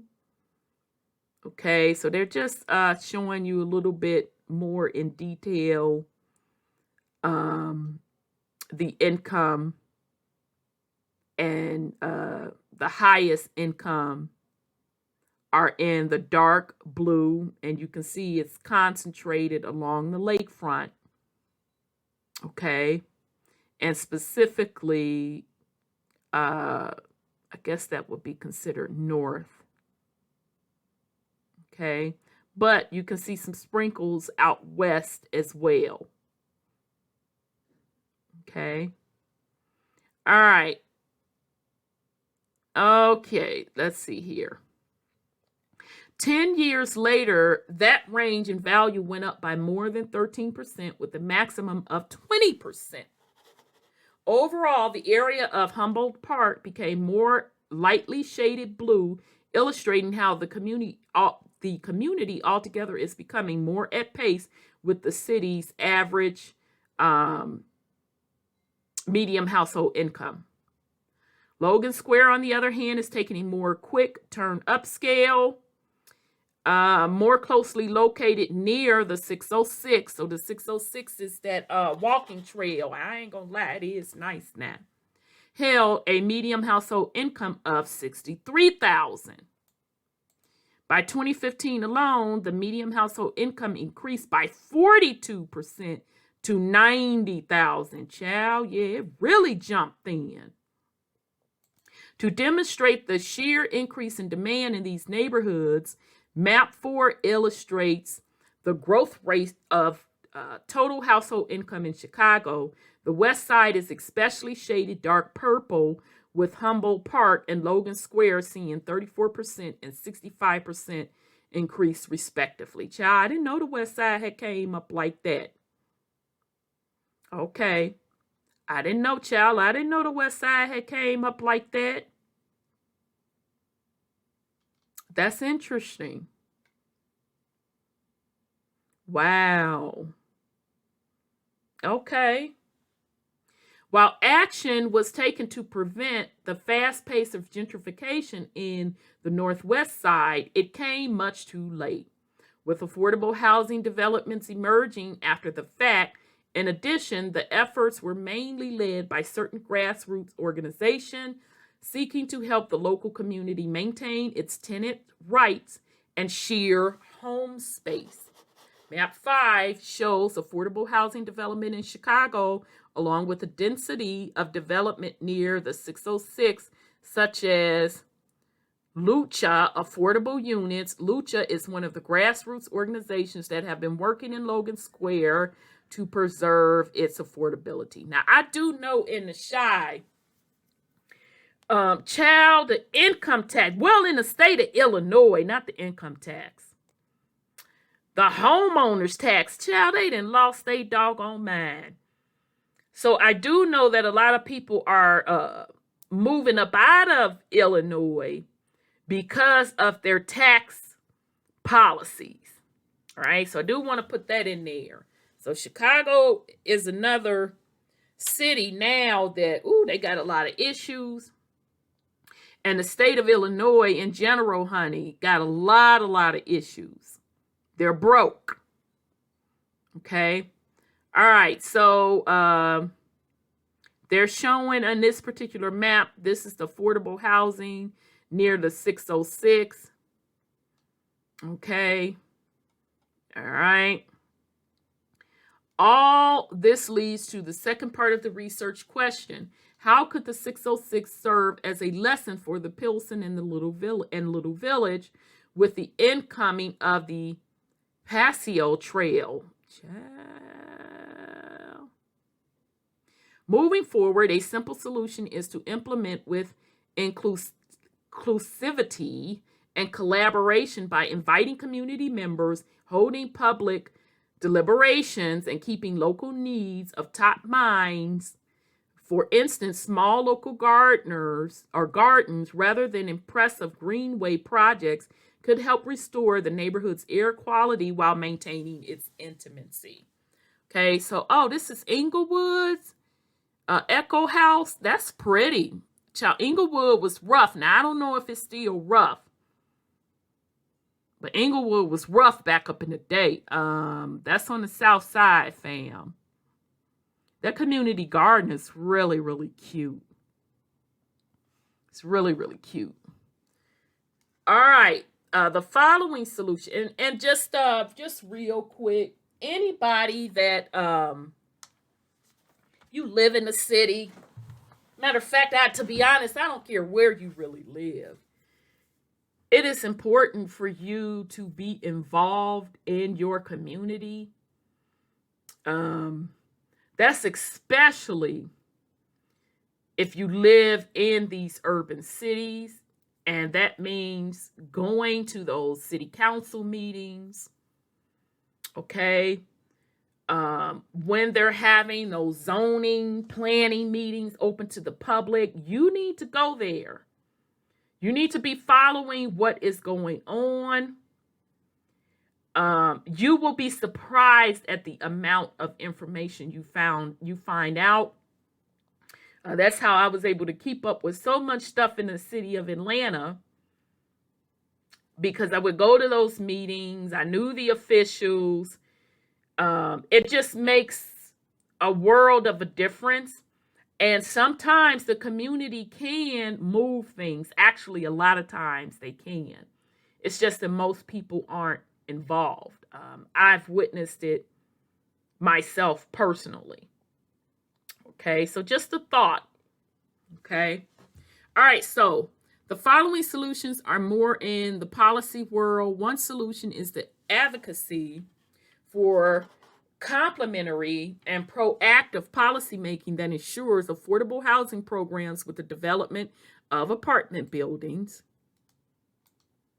The second solution is the introduction of demolition fees to discourage real estate developers from manipulating zoning regulations and turning single family homes into condominiums and for rent apartment buildings. For instance, in Pilsen, much of the neighborhood is zoned RT4, which is the residential only zoning class. However, because many single family homes lie in the zoning class rather than the RS1 single family zoning class, the neighborhood is being upturned by incoming developers who are exploiting the technical leeway and constructing rental units in place. All right. Therefore, the provided solution involving zoning codes could save up to 300 single-family homes that are being threatened by the urban wave and real estate market. Okay, so this just kind of goes back to what we were talking about earlier when I was just telling you all how planned out social planning is done. And at the city level, at a minimum, they're planning out on a 10-year scale. Worldwide, at a minimum, things are planned out at a 100-year cycle and scale. So at a 100-year cycle and scale, you have big changes going on. When you get to a 400 cycle scale, you have massive changes going on. When you're getting into climate changes and shifts, and when you get to a millennial, so that 1,000-year mark, you're talking about empires. Which empire will rule the world? Okay. So I'm doing this to not only refresh our memory and keep on our radar that the amount of gentrification that is currently going on in the Americas, but I want us to start thinking and putting it in content to gentrification of the planet, which is really just, you could say, another form of terraforming. Okay? Because remember, he who controls the land controls the people and the resources. Okay? So just to finish this off with Chicago, why are these solutions needed? Well, as seen in the Northwest Side, the creation of gardens and parks enhances the desirabilities of a neighborhood and eventually contributes to the increase in property values and high-end housing constructions. Therefore, Pilsen and Little Village must act during the early phases of Paseo Trail to ensure their voices are heard and policy making in their favors. Okay, so I mean, this should be nothing new to us, where they're coming into these poor neighborhoods and buying things up for pennies on the dollar, displacing the people, and turning them into chic, hip, urban areas. Okay? So just the last one I want to leave on is Atlanta. And this is from Al Jazeera. The Black residents fighting Atlanta to stay in their homes. After decades of discrimination, racial injustice, and systematic neglect, 4 households are resisting the city's effort to remove them from their homes and gentrifying their historically Black neighborhood. Okay, so this is a reoccurring theme. Okay, this is Peopletown. Okay. All right, so law professor Tanya Washington moved into Peopletown a decade ago, but the historically Black neighborhood has been transformed in the years since, and now she is having to fight to stay. All right, so this article was put out last year in November. Atlanta, Georgia, Tanya Washington remembered moving into Peopletown, a predominantly working class, historically Black neighborhood about 2 miles southeast of Atlanta's downtown a decade ago. Across the street from her home was an old Black church, which residents say was at least a half-century old. I moved in on a Saturday, recalls the law professor at Georgia State University, who was originally from D.C. She is sitting in the living room of her 100-year-old home, where she lives with her husband and 2 children, aged 4 and 18. A television plays muted footage of Black Lives Matter protests in the city. Book-lined shelves add coziness to the room decorated with framed family portraits on the blue walls. On Sunday morning, when I woke up, I heard the sounds of old spirituals like my grandmother used to sing in her choir when I would visit her in South Georgia, the 50-year-old recalls. Okay, because y'all know, those of us that grew up north, but our family roots are in the South. Every summer, most of us, we used to call it going down south. You would go spend the summer with your grandparents down south. I was thinking, what is going on? I thought maybe the Lord was calling me home. Maybe I died and didn't even realize it. She chuckles at this memory of a neighborhood that quickly became her home. It was a beautiful church. I thought how incredible it was that I got to wake up and listen to this every Sunday morning. Okay, but yep, that's how the homes look in Peopletown. That's exactly how they look, y'all. But the scene she described bears no resemblance to the cookie-cutter suburban houses that now sit across the street where the old church once stood. The song that spilled into Washington's bedroom with the sunshine each Sunday morning have been replaced with silence. About 2 years ago, the church's owners sold the building to private realtors who, driven by the city's development plans, see, I told you, the cities be planning this stuff out, have targeted Peopletown over the past few years. The pews were moved out onto the lawn from where they were sold one by one. Washington watched as the church was demolished and residential homes were built in its place. It was not an unusual sight in a neighborhood where at least every other home has been sold off, renovated or demolished and replaced with a larger, more expensive home. The newcomers trickling into Peopletown to settle in these properties are more affluent and often whiter than the mostly working class residents who lived in the neighborhood for many decades. The noises are different, the people are different, the whole environment of the neighborhood is completely different now, Washington says. Okay, so those are the new houses where the old church once stood. Okay. It is a process of gentrification that has already transformed the city of Atlanta and major cities across the U.S., intertwining with unresolved racial injustices built into the country's foundation and resulting in mass displacement of low-income Black residents.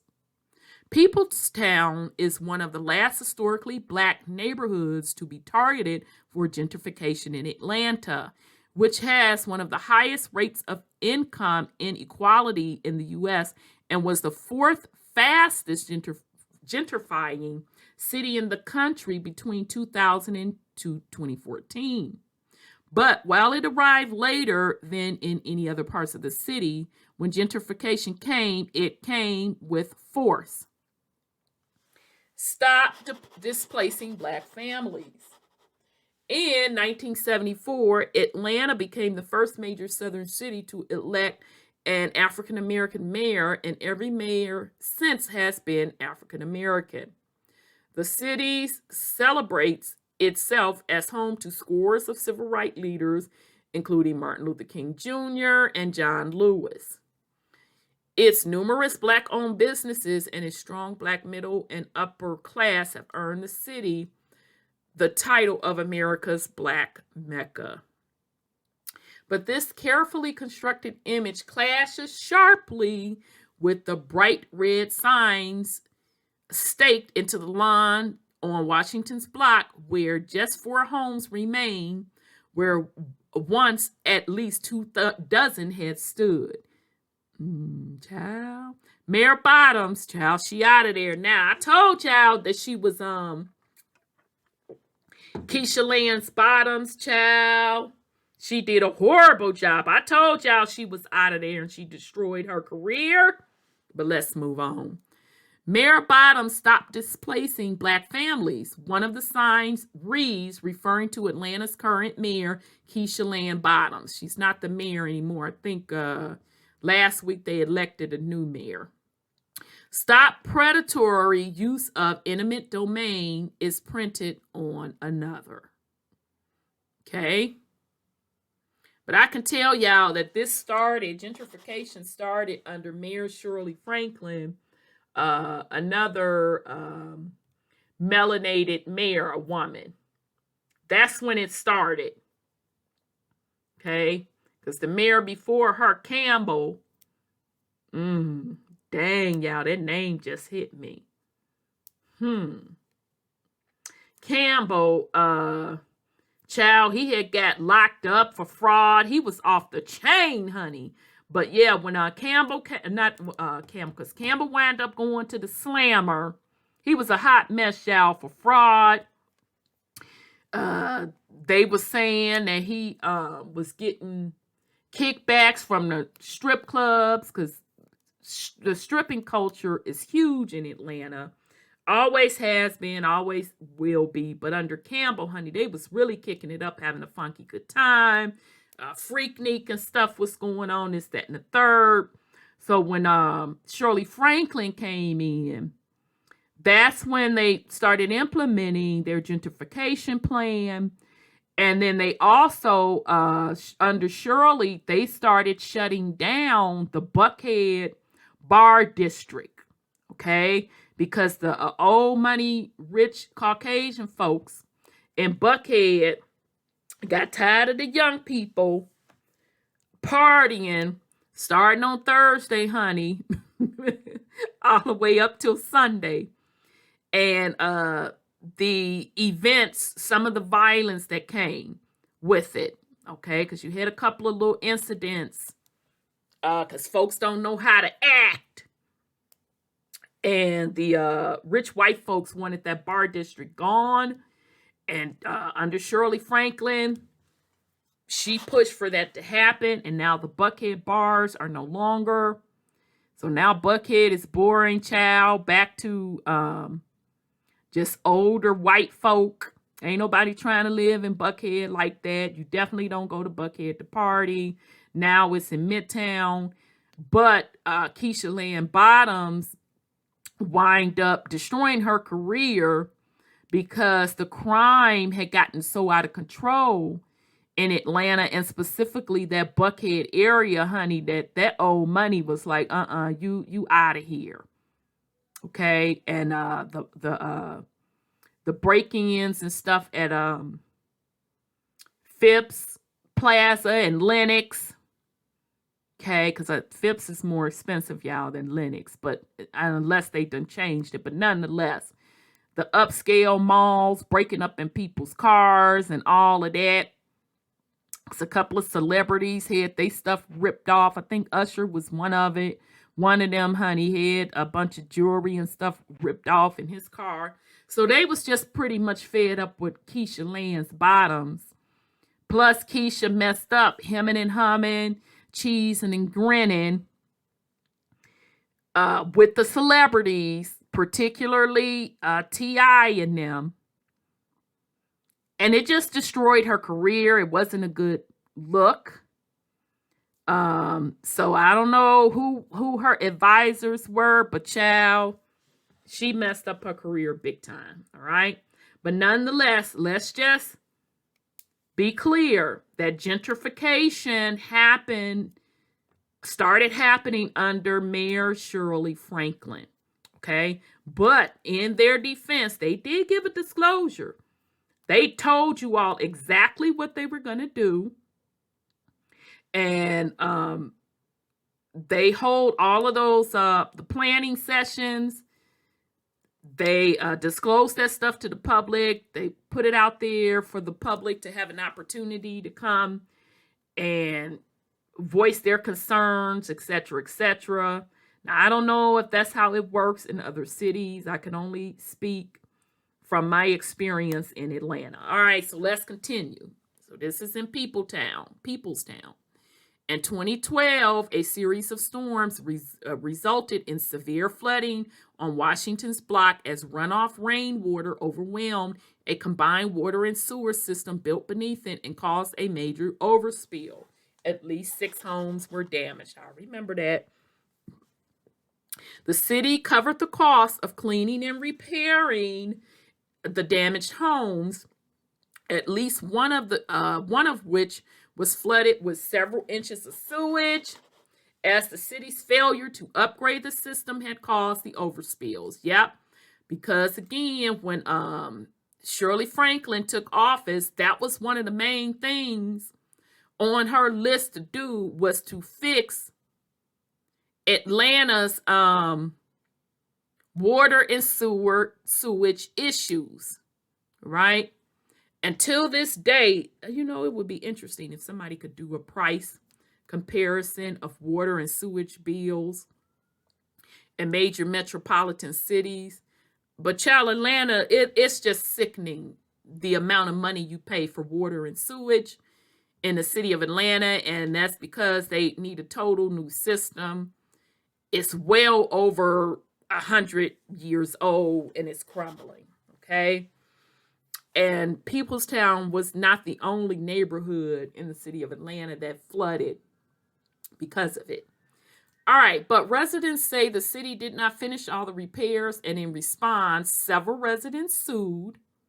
About a year later, in 2013, the city offered to buy the damaged homes as part of the settlement with the families, and in order to construct a pond on the location overspill to mitigate flooding in the neighborhood.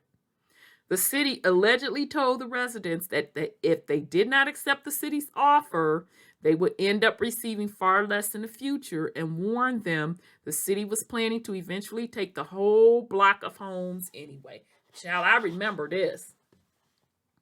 While a few of the families settled with the city at the time and parted their homes, most opted to refuse the city's offers and stay. In 2014, however, the city approved the use of eminent domain, which allows the government to expropriate private property for public use to construct a pond and a park at the site. In 2015, the other families on the block received letters from the city informing them it would need to acquire their properties. Okay. So this is the green area where more than 24 homes stood and where the city is planning to construct a pond and a park. Ciao. In place of their homes, it planned to develop a $65 million green infrastructure project that is expected to include a Japanese garden, gazebo, several retention ponds, and bioretention area to treat storm water. Now, y'all see how they swagging that out, baby? You see how they swagging that out, planning to swag that out? The decision altered the lives of the families on the block, most of whom buckled under the threat of the city's eminent domain ordinance and gave up their homes. Residents who settled with the city were made to sign non-disclosure agreements, banning them from sharing the amount they had agreed on with other residents. Child. There is still no pond or park in Peopletown, but the planned project has already transformed the neighborhood. Washington's and just 3 other homes remain. All the others have been demolished and replaced by open green space. It just didn't feel right, Washington reflects. My house was never damaged from the flooding. How do you go from wanting to buy a few homes to suddenly needing the entire block? Because that was already planned, y'all. She suspected the city was abusing eminent domain to drive private investment in the neighborhood. So, along with a handful of other residents, she decided to challenge it. What followed offered them an insight, they say, into institutional racism and alleged corruption that has shaped Atlanta's gentrification. Now, let's be clear. I want to be clear. The city of Atlanta is ran by melanated folks. Let's be clear. The city of Atlanta is ran by melanated folks. Okay? So we can't put this on Caucasian people. All right? The only area that is heavily white, of course, is Buckhead. And Buckhead, because Keisha Lance Bottoms did such a horrible job with the crime, Buckhead wanted to break off from the city of Atlanta. But Buckhead is still under the control of the city of Atlanta, which is ran by melanated folks. And I'm talking everybody is melanated. Okay? Now, last time I was in the mix, which was 6-7 years ago, even the city council, all melanated folks, with the exception, it was only one Caucasian lady. Now, I don't know if that's changed. Okay? So that means your mayor, that means police officials, everybody is melanated. DA, everybody is melanated. Okay? So you have melanated people making these decisions. So what followed offered them an insight, they say, into the institutional racism and alleged corruption that has shaped Atlanta's gentrification. Decades of discrimination, racial injustice, and systematic neglect of low-income and Black neighborhoods may have sealed the fate of Peopletowns long before the 2012 flood, but the residents of these 4 homes are determined to stay put. White flight. The civil rights movements of the 1950s and 1960s, when Black Americans challenged the system of segregation, commonly known as Jim Crow, that was designed to limit their rights after centuries of slavery, was accompanied by a process of white flight from the inner cities. It was no different for Atlanta, even as from the 1950s on, it referred to it as the city that was too busy to hate, and local leaders worked to build an image of the city as one of the economic prosperity and racial progress. Okay, so those of us that really know what shook down with slavery will really know what shook down with civil rights, really know what shook down with Jim Crow. This really should not be a surprise as we fast forward hundreds of years later. We're talking about gentrification. It was no different for Atlanta, even as from the 1950s on, it referred to itself as the city that was too busy to hate, and local leaders worked together. Yeah, we talked about that. According to Kevin Cruz, professor of history at Princeton University, who wrote a book on the white flight from Atlanta during desegregation in the 1950s and 60s, when African Americans were permitted to expand from the congested neighborhoods they had been consigned to the formerly all-white parts of the city, they were threatened by white supremacists and their homes were bombed. But when terror campaigns and pleas to public officials failed, white residents packed up, sold their homes, and deserted the city entirely. Okay, so even with this said, I want you all to think in the content of, or the context of, that was planned also, what they're calling desegregation. That was planned. It was planned. So in other words, it was planned to have melanated people move back into the city, and then in turn they knew that Caucasian people would move out of the city. By the 1970s, white people, with the help of government homeowner schemes, that were denied to African Americans had abandoned the inner city en masse and established communities in the suburbs with the aim of maintaining all white neighborhoods. Okay, so I say again, that is still planned. You see where they even noted in here that the government was involved. All of that was planned.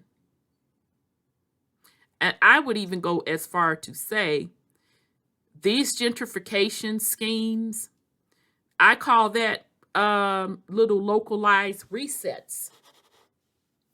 Okay? Since the country's inception, wealth disparities have been shaped by racial injustices and discrimination. In 2016, the net worth of a typical white family was nearly 10 times greater than that of a black family, according to the Brookings Institution, an American think tank.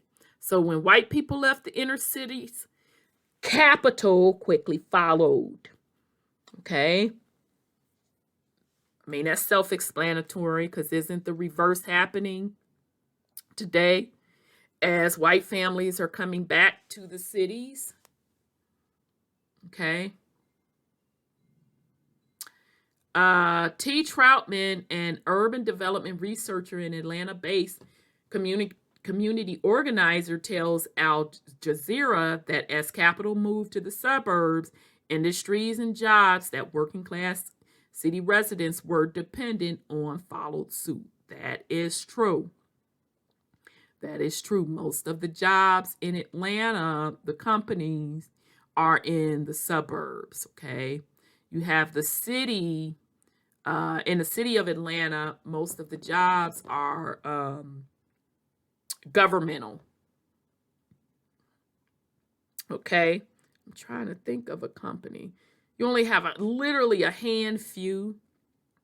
I think Georgia Pacific is in the city.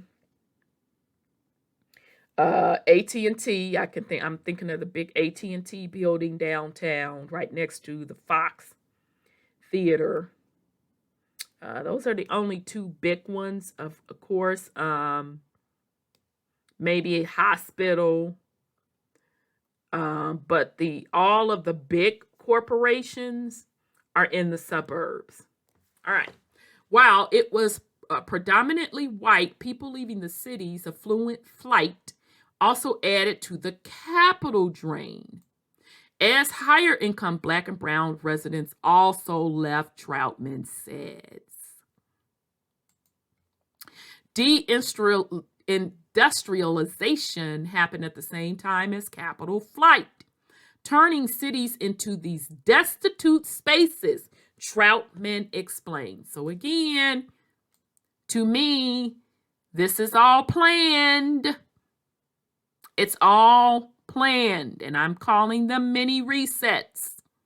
Gentrification is mini reset. Austerity policies were then rolled out in the later part of the 1970s and accelerated in the 1980s when former U.S. President Ronald Reagan slashed federal aids to the cities, this resulting in dramatic cutbacks to social programs that scores of already marginalized communities relied on and exuberated the social and economic issues in the city. Yes, Reagan was brought in to bust up the middle class. Let me say that again. Reagan was brought in to bust up the middle class. So meaning the middle class used to be made up of industrialized warehouse workers, plus your white collar middle class. Okay? When he came in, he busted up the unions, and that totally shifted the middle class to this day. So it created a larger, lower income bracket. More people fell into the lower income bracket and made the middle class smaller. That came in with the Reagan era. Okay? And they used it as justification for the high inflation that was going on in the 70s with Jimmy Carter. But make no mistake about it, family, this was all planned.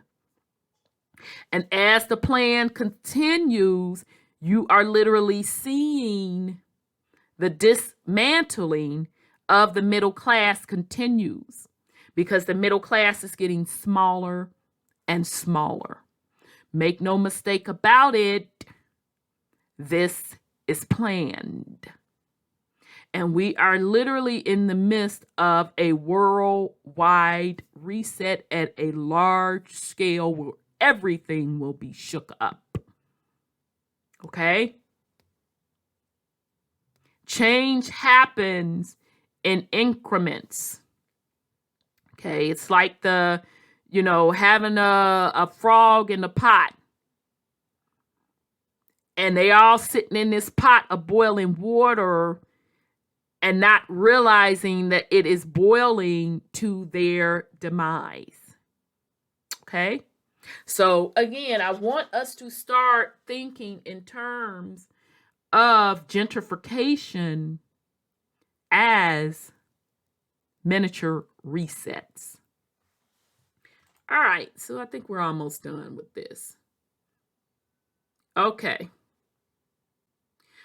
Over the past several decades, cities have attempted to attract outside investments to transform urban neglect and decay into development and renewal by luring wealthier and predominantly white people to return to the inner cities in order to increase the city's tax base, especially in the form of sales and property tax, which are major sources of revenue for local governments.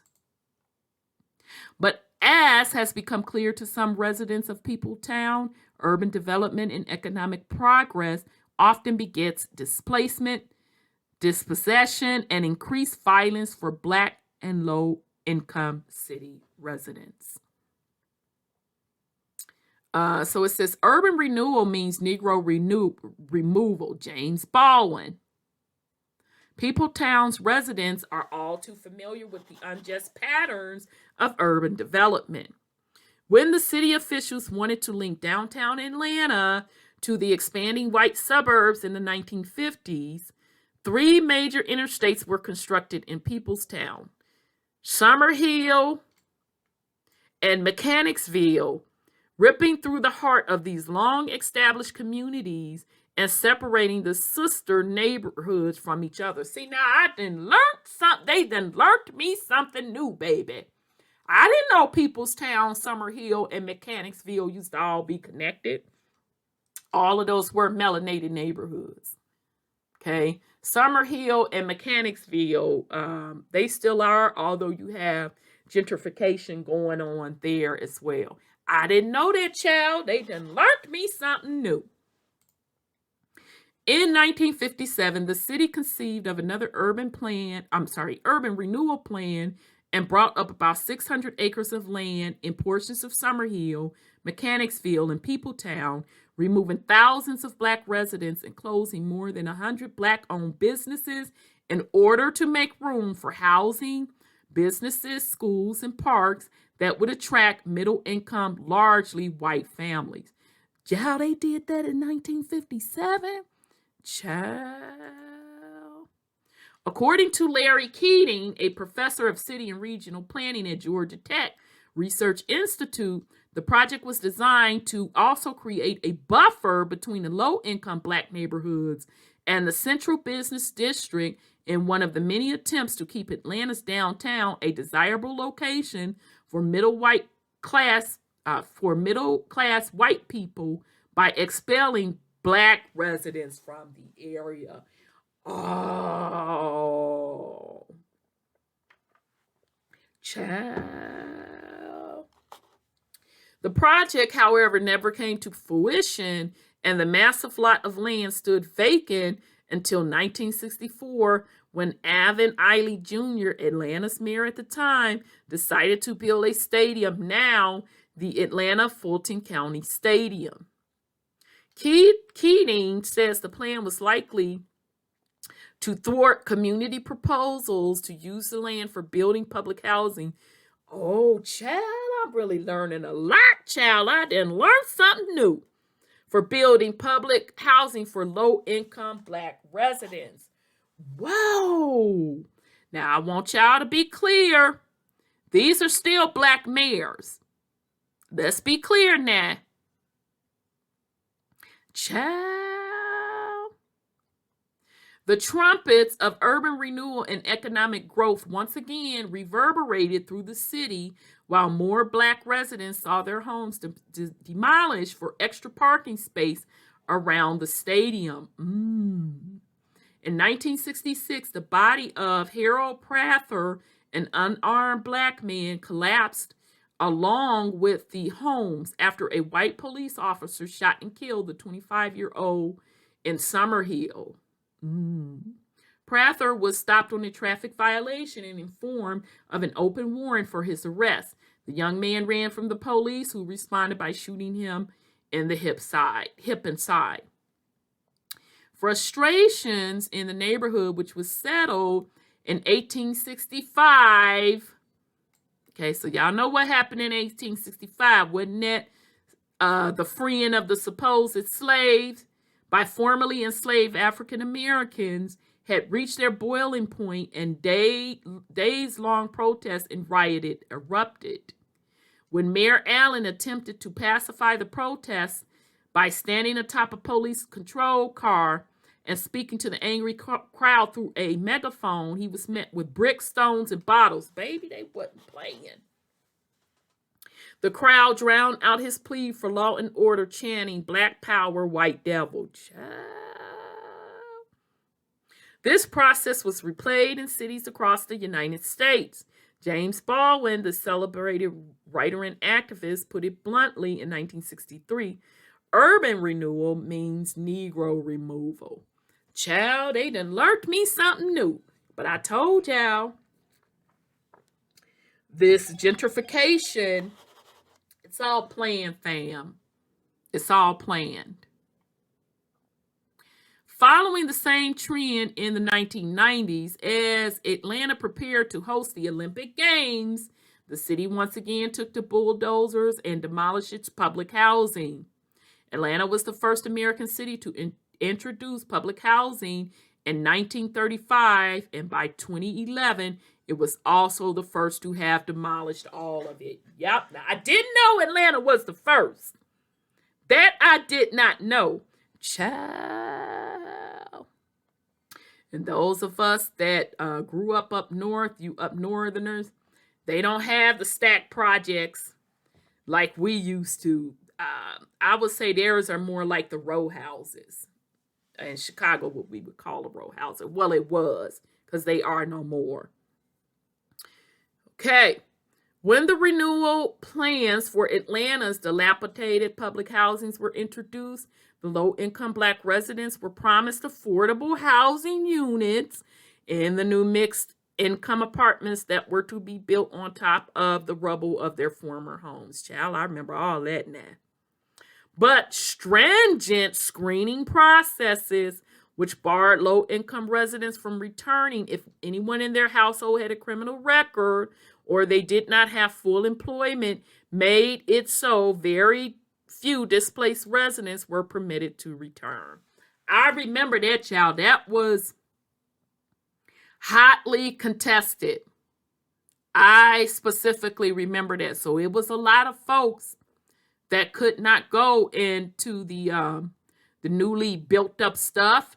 And so what happened was they had to wind up going where the vouchers would accept them.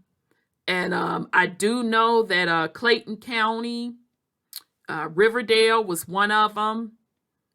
And then Riverdale started to get bad. And Riverdale is in like the southern part, south of Atlanta, okay, right next to the airport. All right. So this whole part about stringent screening process, it's a catch-22, fam. Now, not in any way am I trying to justify the many resetting and controlling of the social economic aspects and planning out society. But on the other hand, melanated people in general have to really do some serious cleaning up and start regulating self and regulating neighborhoods, which is why I always use the term, don't come to me about no group or no nation. If you can't control yourself, you can't control your home, you can't control your block. Okay, so this is an issue across the Americas with melanated people. Now, I'm under the guise that it's a deeper issue on why that happens. Okay, of course, the surface issues are poverty and generational poverty, etc., etc.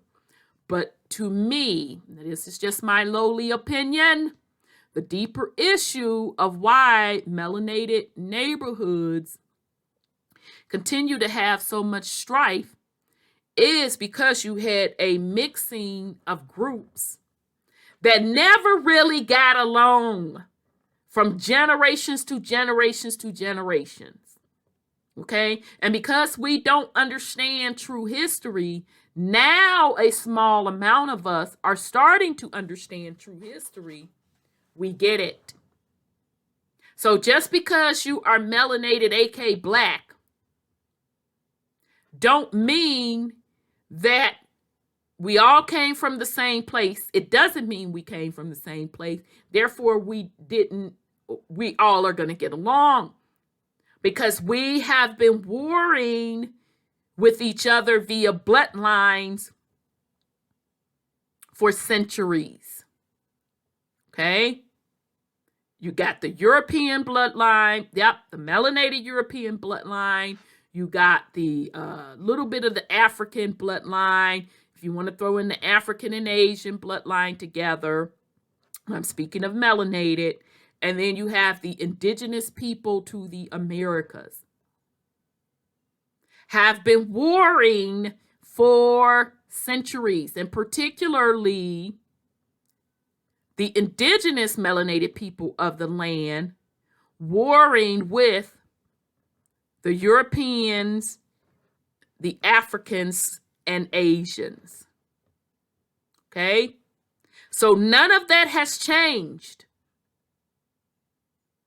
Because of the way history has been rewritten and because of the resets, we think that all melanated people in the Americas come from the same area, same region, are of the same bloodlines.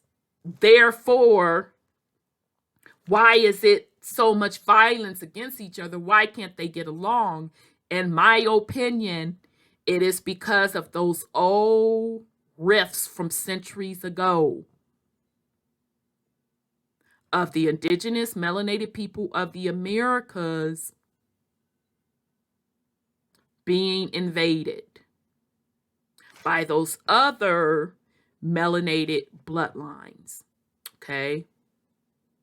And plus, even within the indigenous people of the Americas, amongst each other, battling because some of us did not want to integrate and do business with these other bloodlines. And I think that's why today melanated people mixed together just doesn't work, because there are different agendas, right? And some of the same people that are making the decisions on rezoning, or gentrification / mini resets are of those same invading bloodlines. Okay? All right. So others receive Section 8 vouchers, which Subsidized costs in the private housing market, but which also limit the areas recipients can live in depending on which landlords accept the vouchers. Yep, exactly what I said. Many former public housing residents who were not eligible to return were made homeless. According to Troutman, some parts of Atlanta where public housing once stood are now gentrified and are the most expensive parts of the city, while other areas still remain completely vacant since the housing was demolished. And that is so true. Okay. In the years leading up to the Olympics in 1996, city leaders once again loudly touted economic progress and marketed Atlanta as the cradle of civil rights movement while promising enormous benefits for the community. At the same time, roughly 30,000 low-income residents were evicted or displaced from the city. The city moved to clean the streets of anything that contradicted the glossy spectacle of the up-and-coming international hub that Atlanta leaders intended to portray to the world. Thousands of homeless people, mostly of them African Americans, were unlawfully arrested and thrown into newly built Atlanta city detention cities where the poverty would not distract from the city's newly polished image. The city allocated more land for the construction of the Centennial Olympic Stadium, located adjacent to the Atlanta Fulton County Stadium, adding more displaced Black residents to the thousands who were expelled decades earlier.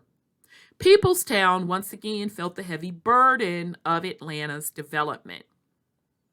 According to Haitham Shatta, an Atlanta-based civic engineer, the area where the Olympic Stadium, now called Turner Field, was to be built was plagued by historic flooding, documented from at least the 1950s, as the location was the site of a stream through which a large amount of runoff drainage passed. Okay, child, so they've been knowing that was a flood zone.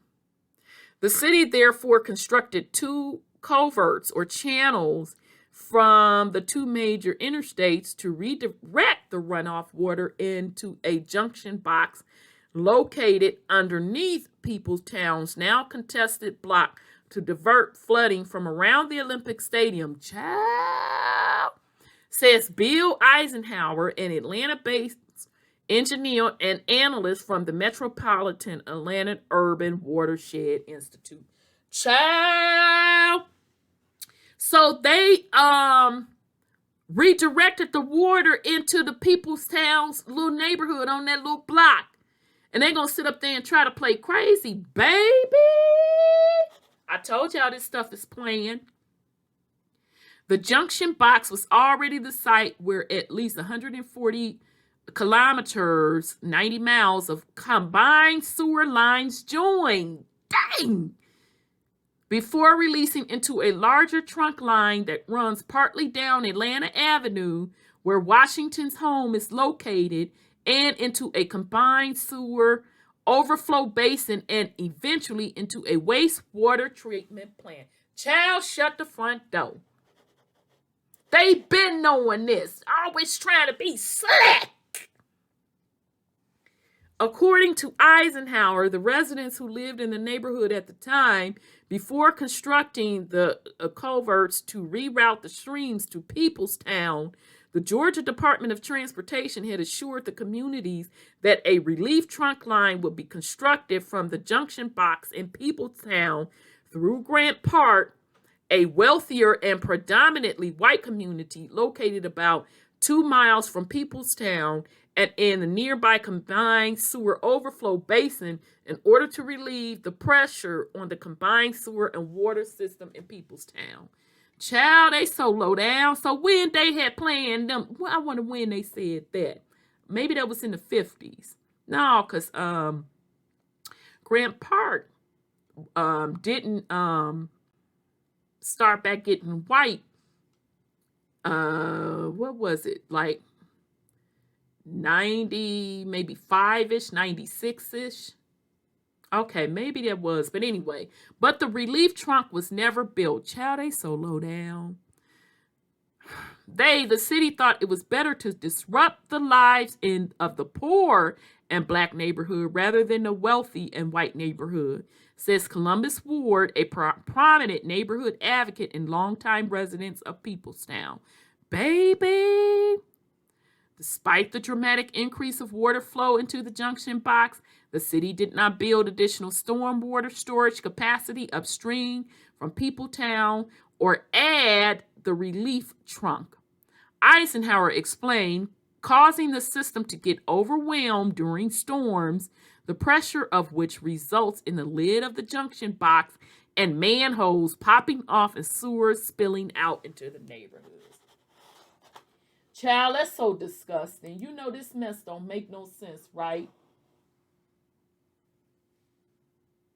It makes absolutely no sense. Since Peopletown sit on a low basin, the more the city was built up after the Olympics, the more Peopletown was inundated with stormwater runoff and concrete that smothers the ground of the city.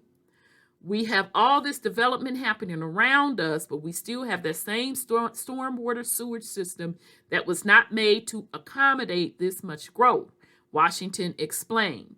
So we end up with floodings. Yeah, because remember I told y'all Shirley Franklin, that's one of the things that was on her initiative, that she was supposed to be fixing that sewer system.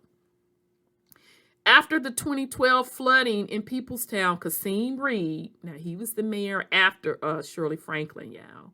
Atlanta's mayor at the time had hired a national consulting firm to estimate the cost of constructing the relief trunk line, according to Eisenhower. But nothing came of it, likely because the construction of the trunk line would be too costly.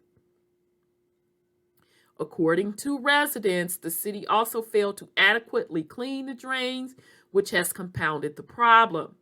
The city has created a problem, and then they use that problem to further gentrification and displace us from our homes, Washington said. Child, I don't think I'm going to read the rest of this. This is so depressing. So you all can read the rest of this because this is a lot longer than I anticipated this particular podcast to be. But this is a darn good article on what went on in Peopletown.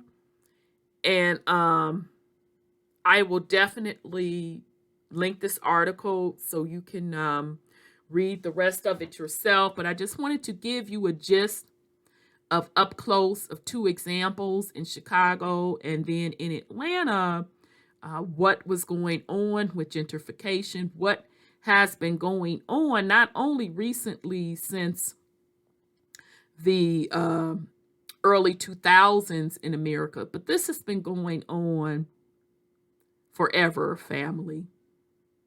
Specifically, hundreds of years. And I am going to use deductive reasoning to say even thousands of years. Okay?